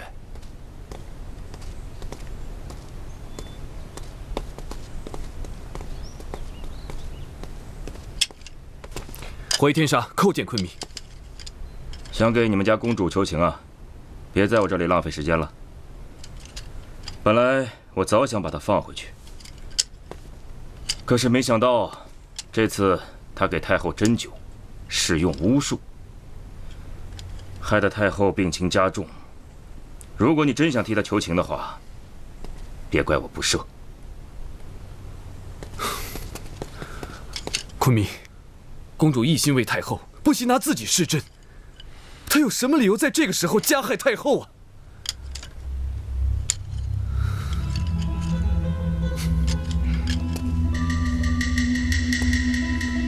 汉朝10万大军现在就集结在玉门关外。如果昆明执迷不悟，执意要杀公主的话，别怪我没有提前告诉你。公主一旦出事，10万大军立刻挺进乌孙，后果不言而喻。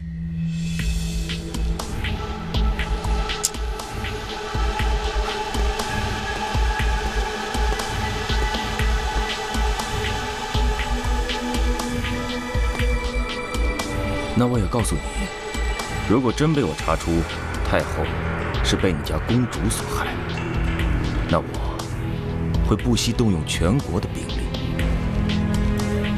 甚至投靠匈奴，结盟大渊，也要把你们这些汉民杀个片甲不留。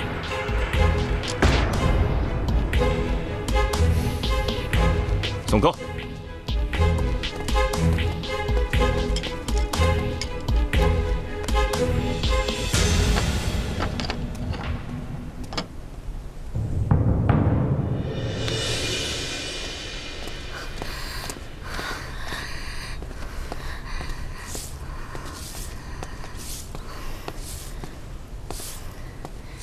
都给我出去！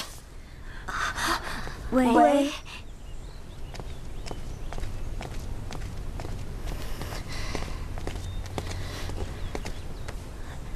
夫人切莫烦躁，昆明也是一时恼怒。你不要再说了。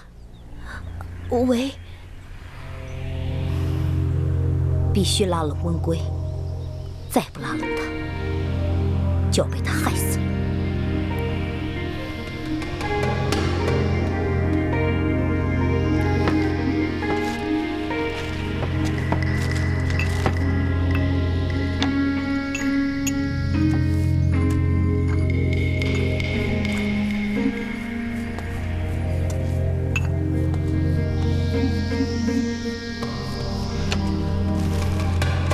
速速把这封信交给我父王。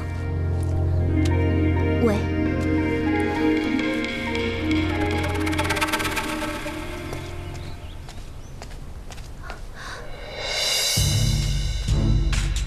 见过侯爷。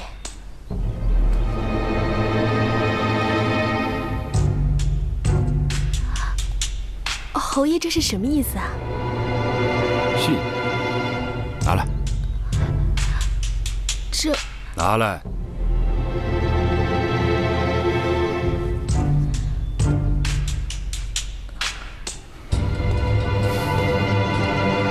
不要跟左夫人说见到我，明白吗？喂。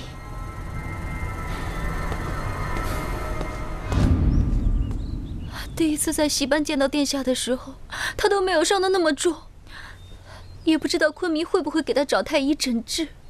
乌孙的太医能不能救活他？老天爷，你不会就这么收了他吧？我求求你了，我求求你放过他好不好？你不要这么就收了他，只要你能让他活过来，你就是再下3年的雨，你再下3年的雨我都认了。我求求你，阿才，你装病出去。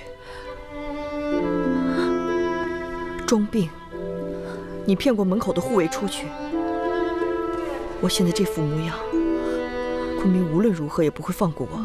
你去你出去看看温归伤得怎么样，去找怀大哥，让他想办法找人给温归救治。啊！去找阿依拉，去找阿依拉，让他想办法救温归。阿依拉，快去，快去啊！我现在就去。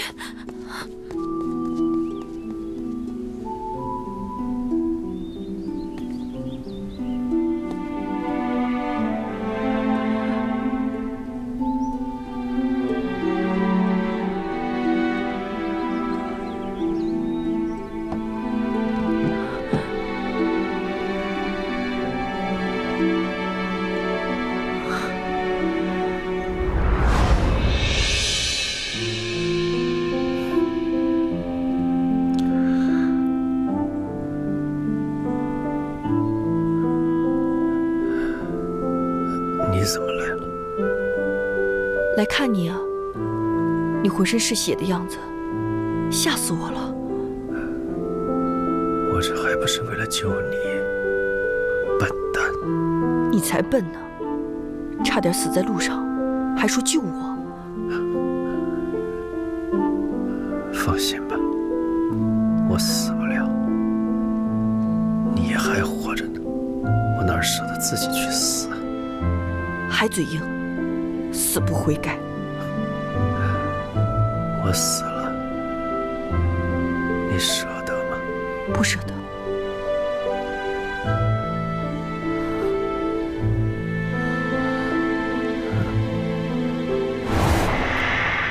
做梦吧你！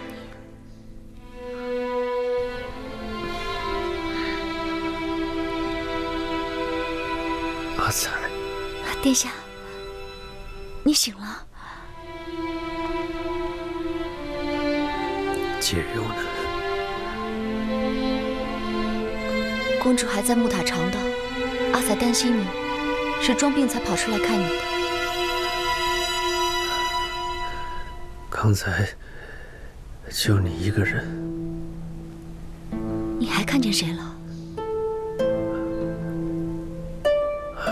我看见来催我命的小鬼了。殿下，你都伤成这样了，还能跟我开玩笑？你现在感觉怎么样了？听太医说，你这次可严重了，要是一般人肯定扛不住的。这肩上的箭伤最为致命了，幸好太医已经帮你把毒液逼出来了。要是再晚1个时辰，那可就麻烦了。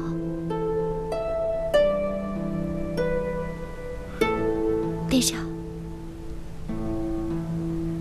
殿下，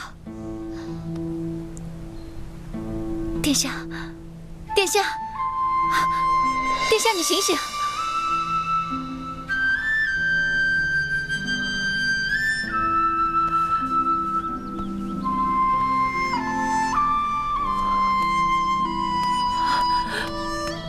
温归，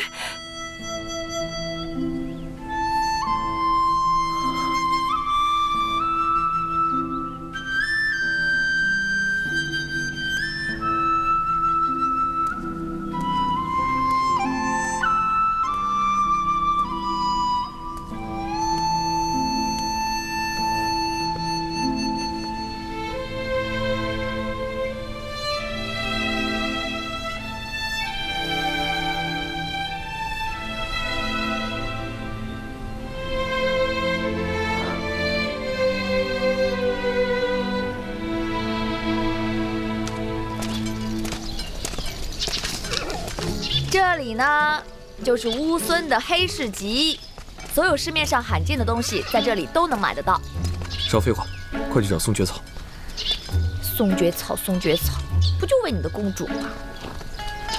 这边，我是为了乌孙的右夫人。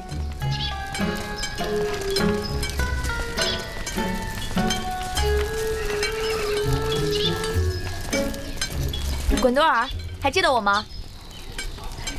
记得记得，我的小美人儿，今天要什么？松蕨草。昆弥下令寻找松蕨草，得草者封侯赏地，子女免役。我要是有的话，岂能卖给你？再说，现在松蕨草可是无价之宝。你到底有还是没有？这位呢，是我们大汉的将军怀天杀，他的剑瞬间能杀5个人，人称怀瞬杀。你可千万别跟他耍花招啊！你也见识过我的功夫，我都不敢惹他。你刚才说松蕨草是无价之宝，我不这么认为啊，我觉得性命才是无价之宝。滚多尔，开个价吧。你们要多少？你有多少，我要多少。我倒是有一些，不过这价钱嘛……别废话，开个价吧。100两黄金。100两？不是凤良。这才是我认识的滚多尔，出货。不是凤良，我身上没。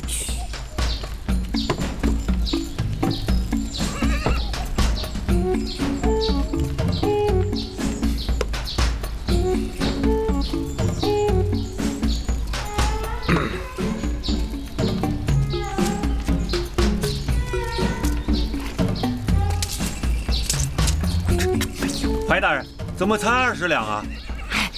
这是定金，太后如果服用后有效的话，我们会把剩下的钱都补上的。我伯良在道上混了那么久，还能差你的？这买卖没法做，我这么金贵的草药，必须现结。你活腻歪了？要钱还是要命？要命！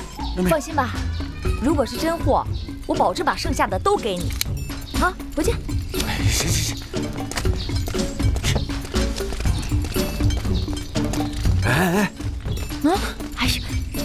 我说你们这黑市可真够黑的啊！这么点破药要100两黄金啊！少说话，快点走，走慢了可不是钱的问题啊！你们这些剑客怎么那么抠啊？奸商！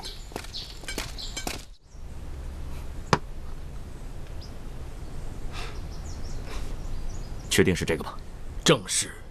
愣着干嘛？赶紧熬药去。喂。那海牙一块去。喂。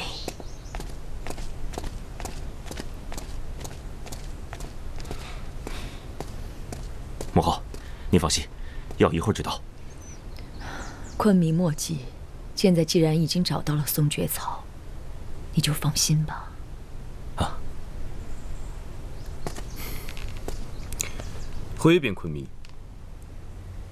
此草药乃匈奴特产，极为稀有，而太后所种的巫术，其实是匈奴的一种毒药，只有极为稀少的松蕨草才可治愈，恕我无力。有一事一直困扰微臣。既然太后所中的毒出自匈奴，而解药也出自匈奴，那为何还要将右夫人监禁在木塔长道呢？此事孤一定会追查到底。真相未查明之前，不管是右夫人还是左夫人，都脱不了干系。昆明，难道事已至此，真相还不明了吗？怀大人，此乃我的家事。再说大点儿，这是乌孙的国事。什么时候轮到你这个大汉使节插手过问了？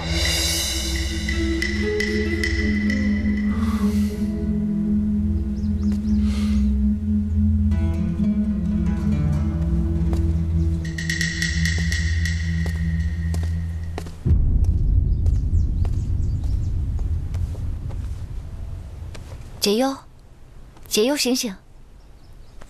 解忧，你什么时候回来的？今天早晨。见到他了吗？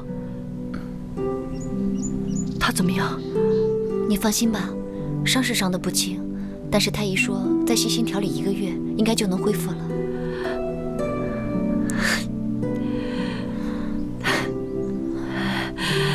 太好了，我就知道他不会有事的。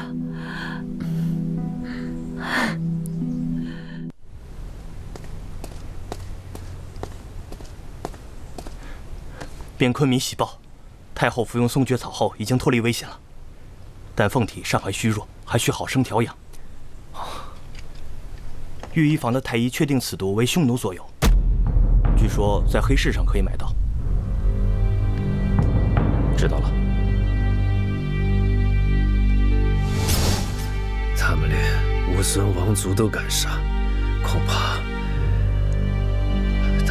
没有什么干不出来的。太后中的巫术可有解药？一种叫做松蕨的草药，只产于匈奴国，非常稀少。既然太后所中的毒出自匈奴，而解药也出自匈奴，那为何还要将右夫人监禁在木塔长道？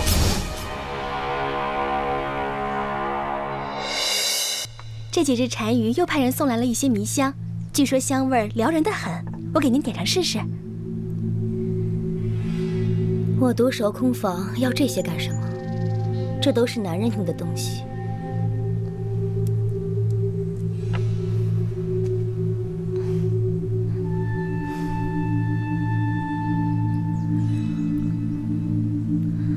昆明近几日都在谁的寝宫里待着呢？太后命悬一线，昆明哪还有那功夫啊？他天天都在太后的寝宫守着呢。昆明还真是个孝子。太后今天服用了松蕨草，已经脱离生命危险了。我早知道太后会没事儿，看把昆明给吓的。太后这一病，昆明都好几日没来我这儿了。哎，夫人放心，太后现在凤体转好，昆明第一个想到的定是夫人您。叩见昆明，昆明千恭喜夫人，是昆明。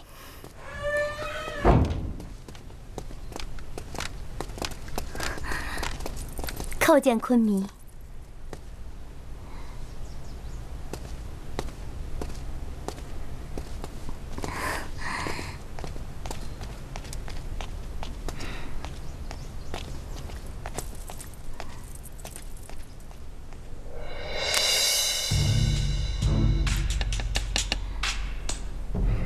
知道松蕨草吗？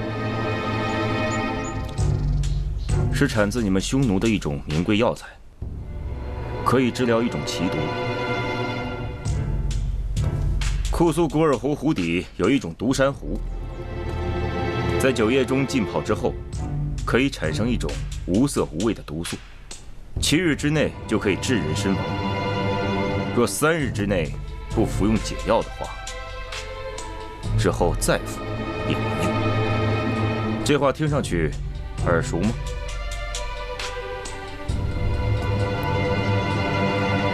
虎姑愚钝，不知昆明何意。你怎么会愚钝呢？你可是你父亲身边最聪慧的女儿。实话跟你说了吧，太后这次中的就是这种毒，而这毒药和解药都产自你们匈奴，就像这迷香一样，这也是你父亲刚刚给你送来的。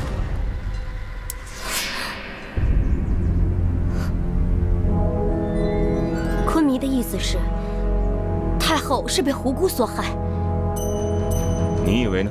刚刚昆明也说了，胡姑聪慧，胡姑怎会用自家的毒来陷害太后？行了，我不想听你说了。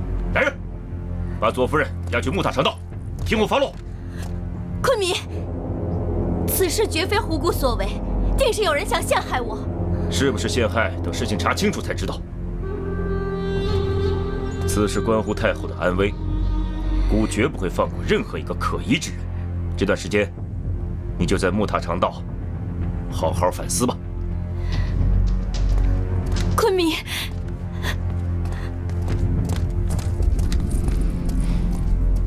夫人，您听说了吗？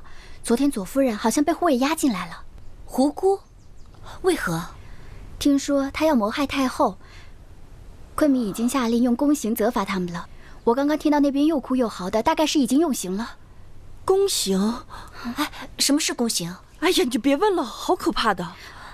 可是，既然昆明已经定了左夫人的罪，为何还不放您回宫呢？这次昆明真的下了狠手，两边各打40大板。谢谢你来告诉我，时候不早了，你快回去吧。那你们保重，我先告辞了。嗯。没想到昆明这次对胡姑也下了狠手，不过不管怎么样，对我们来说都是件解气的事儿。这个男人心里除了朝政，还有没有一点点爱情？你说什么解忧？啊，没什么。我想见昆明。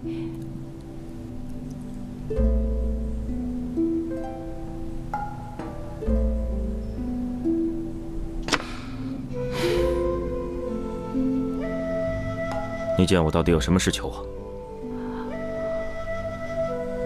解忧斗胆向昆明提出一个请求，不知你能不能再给我一次机会？我想给太后针灸，如果这次太后再出事儿，我甘愿被斩首。但如果这次太后有所好转，那就说明我们的针灸，不是左夫人和太医说的那样是巫术。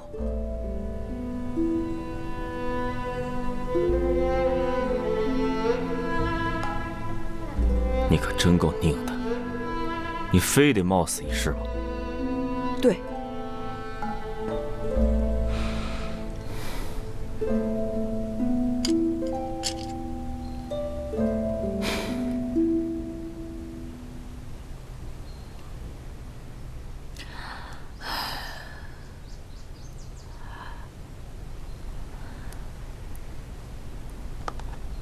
母后，感觉如何？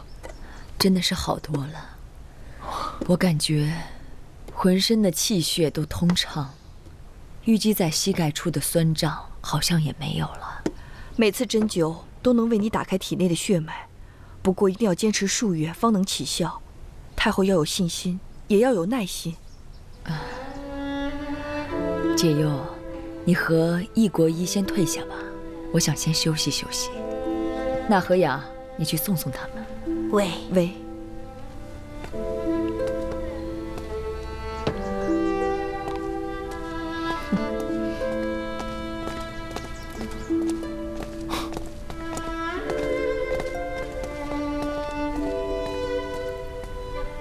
母后，真的好了吗？好多了。好。昆明，把解忧接回宫里吧。为何？上次中毒之事，绝非解忧所为。之前怪他在我温补的汤药里下毒，也是证据不足。我隐隐感觉到，可能是冤枉他了。即便没有冤枉，对他的震慑也够了。如果不依不饶，继续惩罚下去，只怕会惊动大汉王庭。多一事不如少一事，免得惹怒大汉，挑起两国纷争。为我这把老骨头，真的是不值得。儿子，你就听母后的吧。不管怎么说，她毕竟是你的新婚之妻呀。母后放心，您说的是，孩儿立刻照办。阿彩，快要下雨了。好像是快了。我还以为乌孙这雨季要过去了呢。听这儿的人说，乌孙的雨季可长了，哪有这么快过去？右夫人留步。多久才能？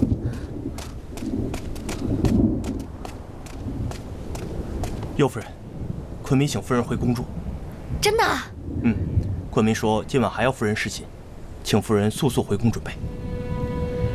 这是昆明的意思吗？公主，让他亲自来相告，我在这里等他。公主，快去！公主。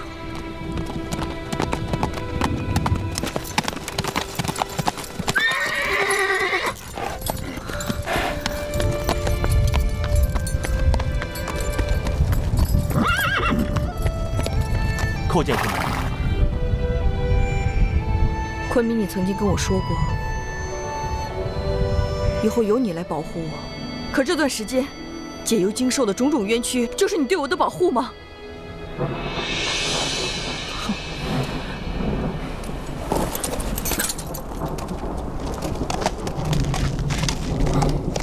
对不起。其实这段时间，我一直在保护你。我曾经以为我明白了，现在我又困惑了。你是在保护我，还是在保护你自己，或者是保护你的乌孙？保护乌孙就是保护你，以后你会慢慢明白的。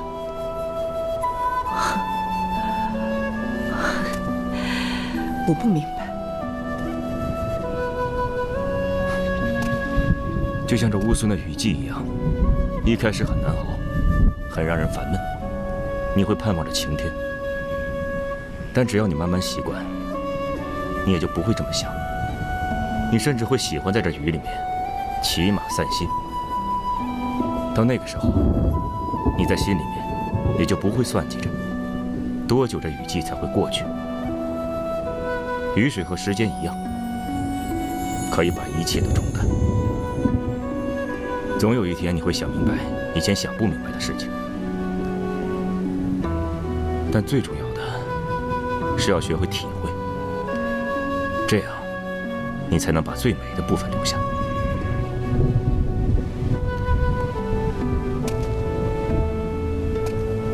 跟我回去吧。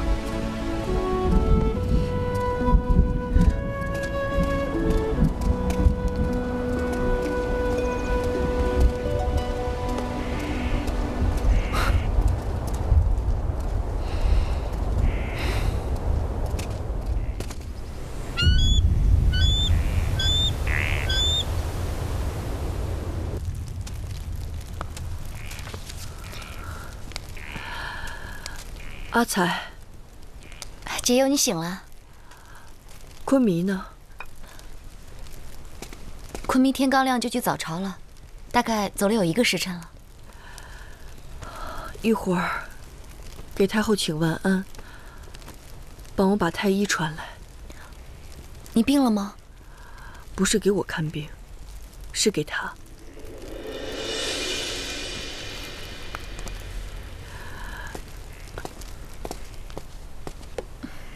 太医，这些都是我从大汉带过来的珍稀药材，送给你。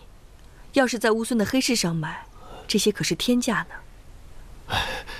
哎呀，右夫人真是太客气了，无功不受禄，微臣实在是不好意思收下呀。的确是无功不受禄，可太医是大功臣啊，若不是你断出来太后的病需要松蕨草救治，现在她早已驾鹤西去了呢。你说你是不是大功臣？诊断太后中了巫术，实属微臣愚昧，请右夫人恕罪呀。我知道你也是受人指使的，怪不得你。是，不是。太医，落子无悔，覆水难收，这话都说了一半了，另外一半为何要藏起来啊？今日不想说倒也无妨，改日再说也可以。这些药材你先收下，今后还有什么需要，尽可跟我开口。右夫人饶命啊！小的的确是受制于人呐。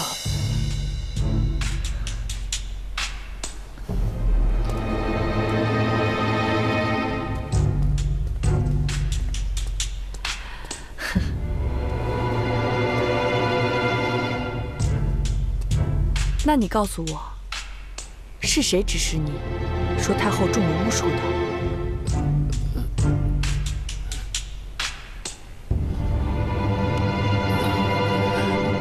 就是太后中毒不是胡姑干的。你想，她那么聪明，怎么可能用匈奴人自己的毒药去毒害太后呢？那会是谁啊？真凶选择我在给太后针灸的时候下毒，绝非偶然。那赫雅，在，给我拿杯水。是。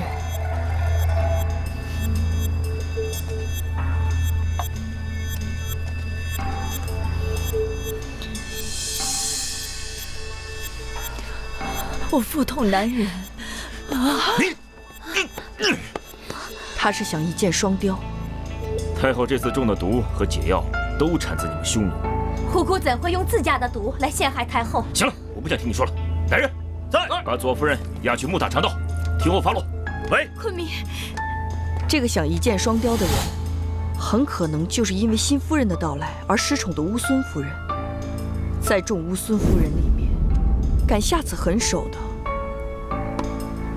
恐怕只有一位。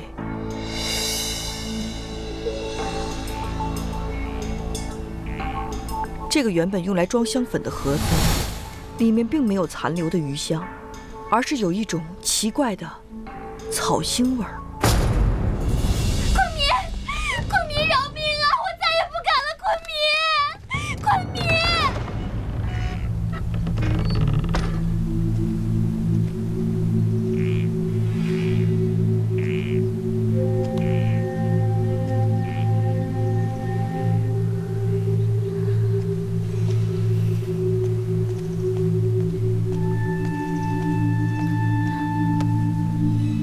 公主，昆明让你回宫了。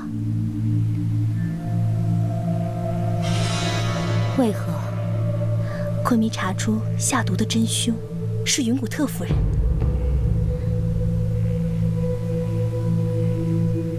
云古特，这下好了，公主总算一身清白了。公主。云古特，我永远不会忘记你把我害得有多惨。解忧以为，虽然云古特做错了事，也是情有可原的。他这么做，完全出于他对昆弥的夫妻之爱。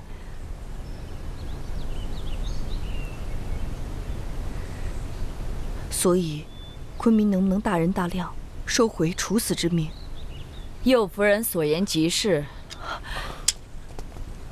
解忧给太后请安。孩儿给母后请安。都起来吧。谢太后。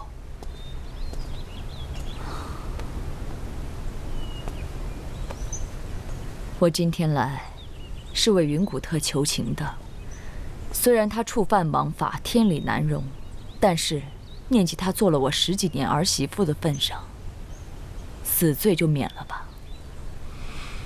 昆弥。我乌孙有如此宽宏大量的太后，真是我们的福气。此事以后再议吧。既然太后已经开口了，解忧就不便多说了。解忧先行告退。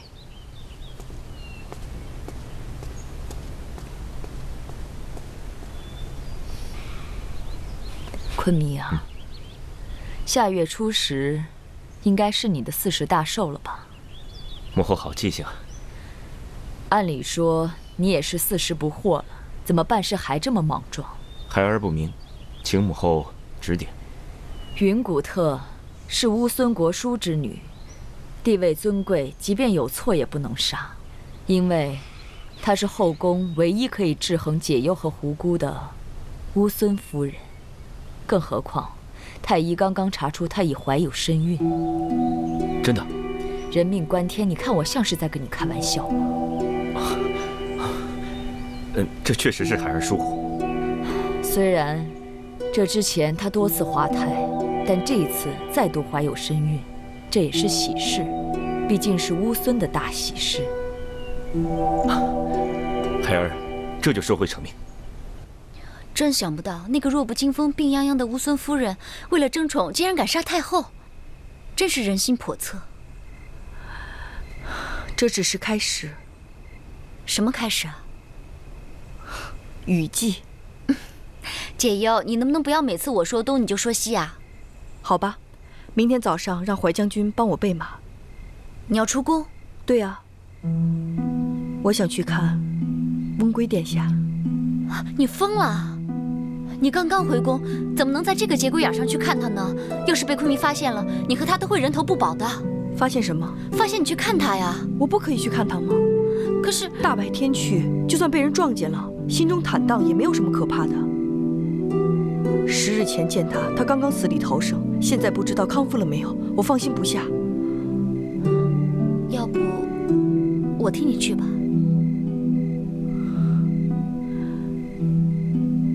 你干嘛这么看着我？我是为你好。不，我偏要自己去。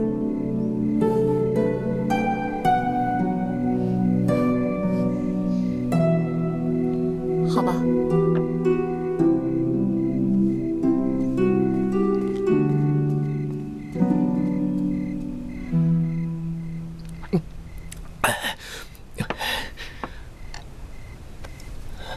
太医第一次到我这儿来，这些饭菜也不知道合不合太医的胃口。哎呦，侯爷真是太客气了，太丰盛了。最近太医照顾太后实在是辛苦，太后无恙，昆弥一定大大赏你了吧？哪里，微臣照顾太后那是分内之事，昆弥没有打赏。没有打赏？那可能是昆弥药物缠身，忽略了。侯爷，您不知道啊，这阵子乱得厉害呀。哦，新来的2位夫人陆续被打入冷宫了，接着是乌孙夫人云谷特被打入死牢，后来呀，太后讲情，这才保住了一条性命。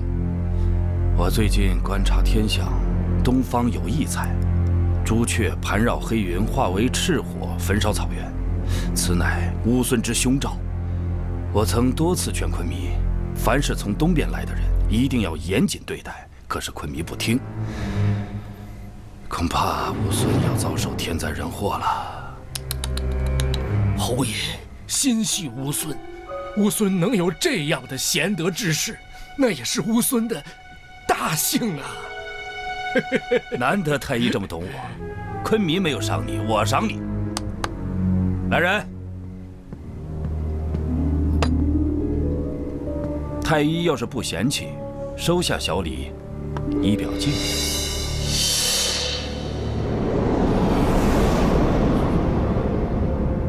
哎呦，这怎么使得？这怎么使得呀？这么贵重的礼物，微臣不敢接受啊！有什么不敢接受的呀？只要太医能为我做一件为国除奸的大事就行。仙谷一个区太医，怎么有能力做得出除奸为国的大事呢？这件事只有太医能办。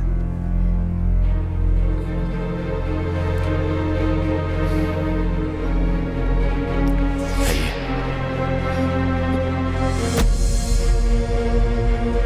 这是什么？这不是酒，是药。什么药？毒药。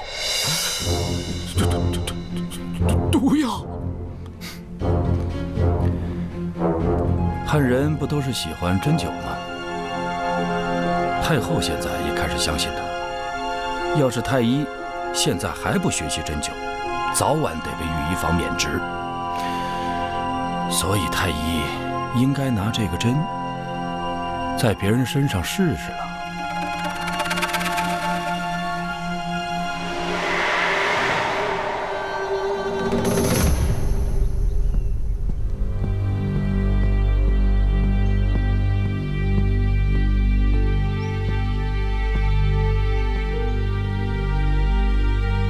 温归将军今日可有醒来过？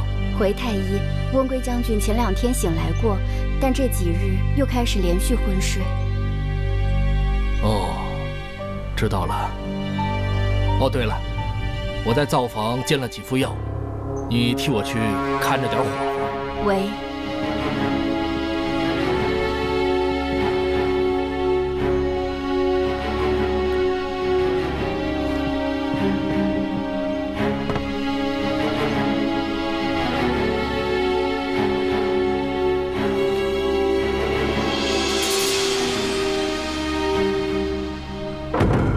放心，义硕一定竭尽全力医治温归将军。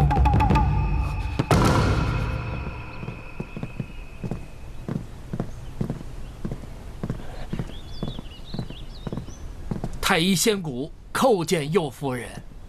免礼。没想到太医在此多有冒昧。今日我带了大汉国医来，你们2人要通力协作，治好温归将军的病。这。乌孙和大汉的医术各有长短，还望太医放下成见，以温归将军的安危为重。哦，夫人圣明。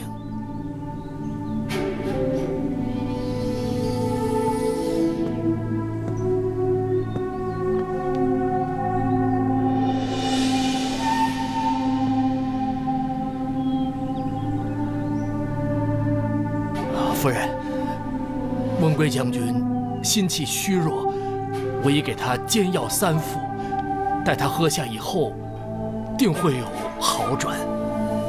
有劳太医了。义硕，你来替将军诊断一下。喂。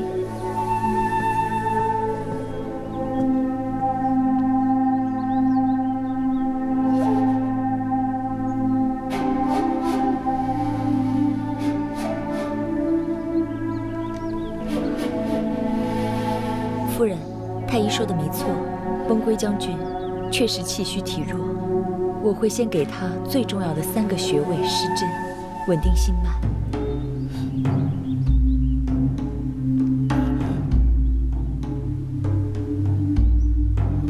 不只见过银针下毒，还第一次见到银针救命啊！是吗？小臣失言。太医不必惊慌。夫人，小臣已经诊治完毕，小臣先告退了。退下吧。喂。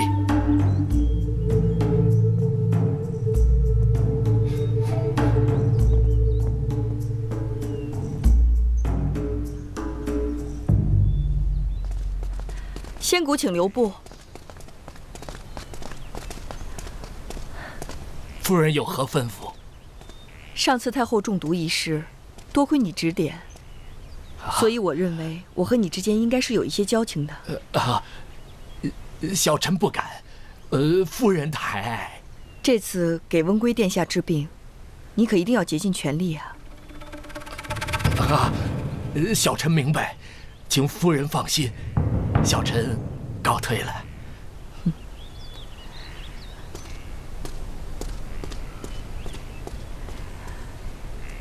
义硕，我不放心此人，但这个人还是可以争取的，所以温归将军这次就拜托你了，义硕。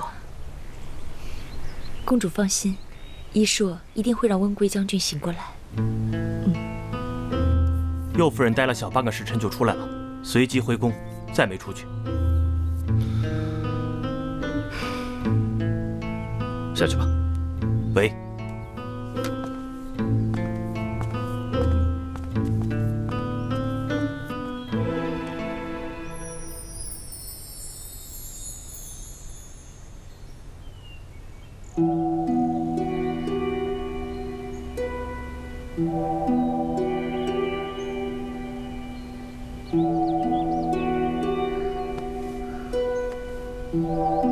易国医操忙一下午了，剩下的事情就交给我吧。我家公主交代的事情，我不敢怠慢。仙谷也是受命于昆尼，也不敢怠慢呐。我施完针就好。夫人都走了，你真是尽职尽责呀。谢谢太医夸奖。温归将军醒了。大汉国医义硕叩见温归将军。将军莫动，我去把中药给您端过来。太医仙谷叩见将军。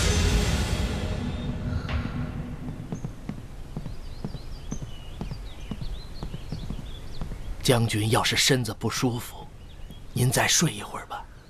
他来过。将军说什么？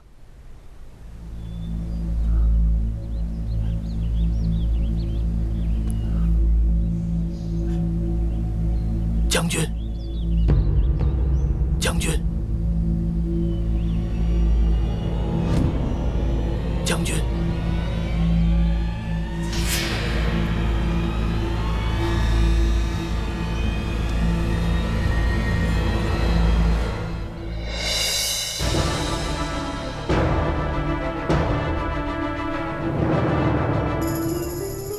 温归将军，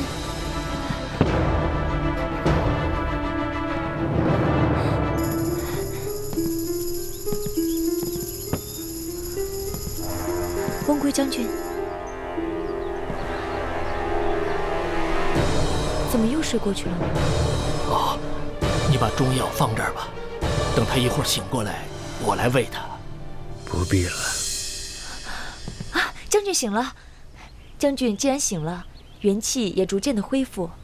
义硕，这就回宫去，通报我家公主。等一下，仙姑，你先下去吧。喂。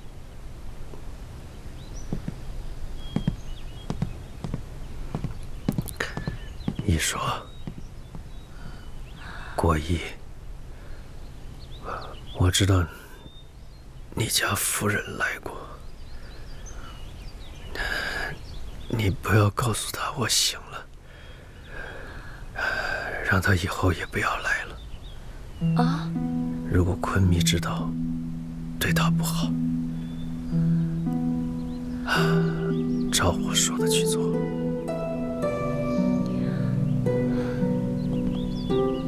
喂，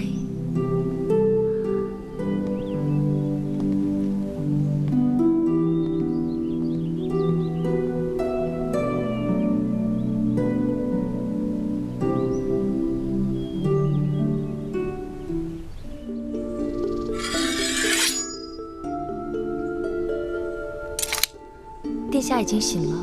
醒了？可是他不让我告诉公主。为什么？公主若是再去找他，他怕引起非议。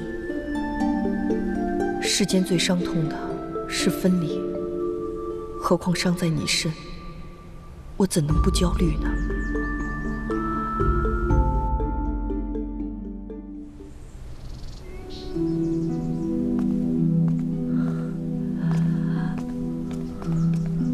公主，义硕，来，怎么样了？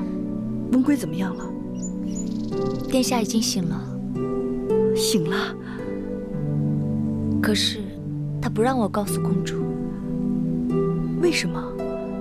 公主若是再去找他，他怕引起非议。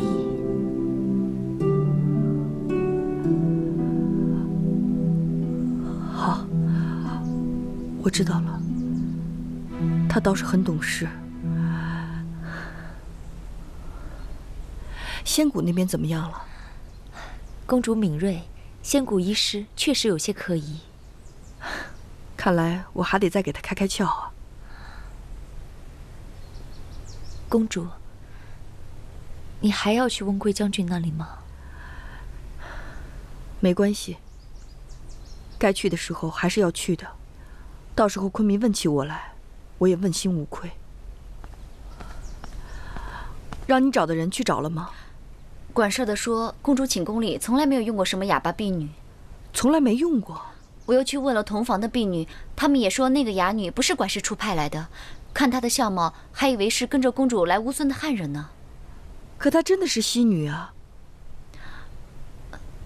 就是公主和阿依娜提到的那个细君公主的贴身侍女。对。先不想那么多了，义硕。仙谷那里，你帮我盯紧一点。好，有劳你了。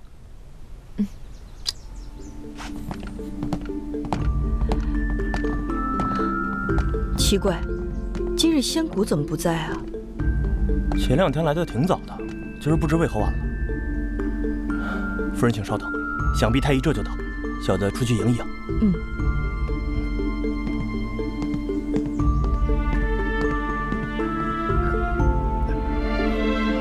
小屋，我要喝水。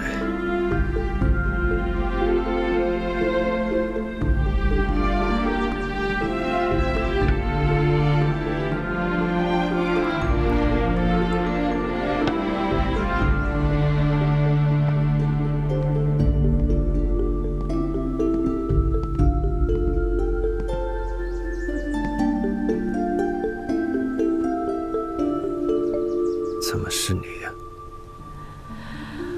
为何不让义硕告诉我你已经醒了？既然知道我醒了，放心就是。何必再前来？万一让王兄知道……好了，你别再说了。我不是来看你的，我来自然有我来的理由。小心仙谷，别怪我没有提醒你。等一下，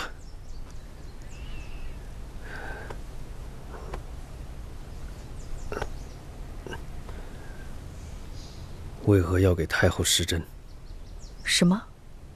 你为何要如此冒险？你有把握吗？你有没有想过后果？害得我从前线冒死赶回来救你。你救我？我不但自救，还查出了毒害太后的凶手。你呢？扔下戍边大任不管，奔回赤国，有勇无谋不说，害得自己一身重伤，害得昆弥差点误会。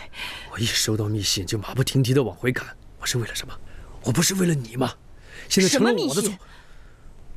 行吧，当我没说过。右夫人，没别的什么事儿的话，请回吧。我担心你的身子，不顾流言至此，我真的不知道你要任性到什么时候。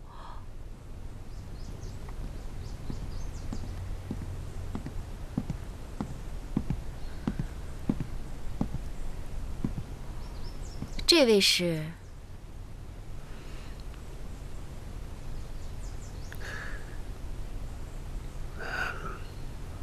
塔娜，这是我们的解忧公主，乌孙的右夫人。塔娜见过右夫人。你是何人呢？在我翁归府上，自然是我翁归的女人。怎么，右夫人连这都要管？塔娜，我饿了，来喂我吃口东西。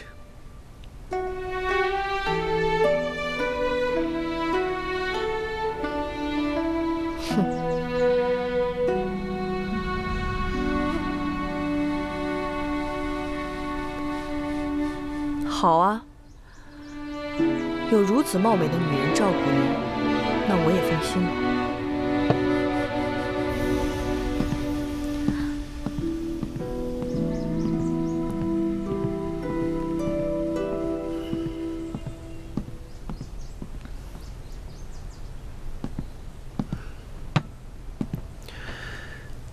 塔娜，你怎么突然来了？是小屋让我来照顾您的。我没事，也吃不下东西，先下去吧。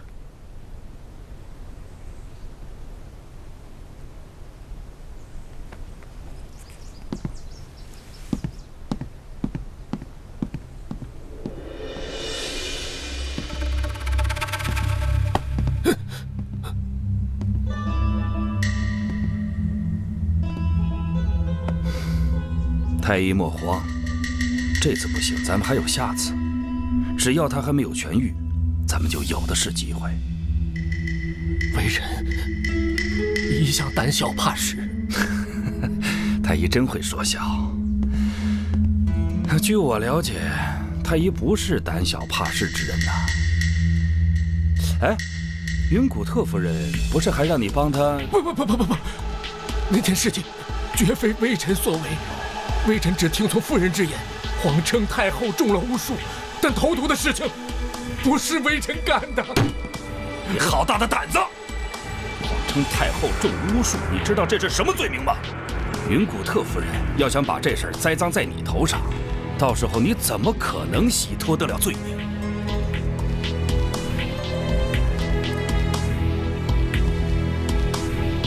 太医是明白人。拿人钱财替人消灾，这事儿就不用我说了吧？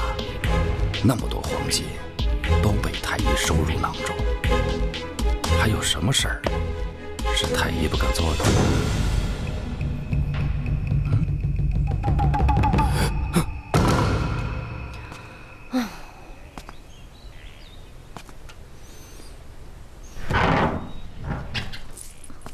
阿仔，公主运午膳了吗？也不知道今天温贵殿下跟她说了些什么，公主说什么都不吃。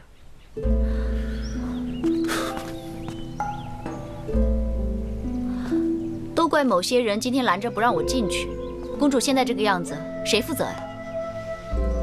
公主不想吃午膳，说明她有心事。谁还没点心事啊？我和公主从小到大都没有见过像她现在这个样子。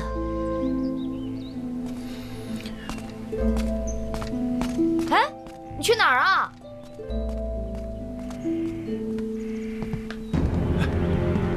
将军，将军，将军，将军！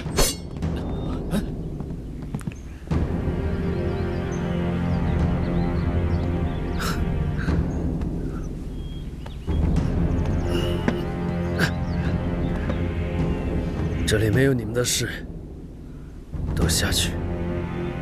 喂。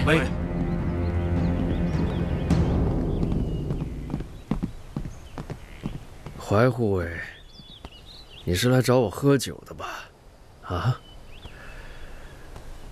我就知道你会来找我喝酒，给你留着呢。你一定有很多心事要跟我说吧？文贵，你今天到底对公主说了什么？做了什么？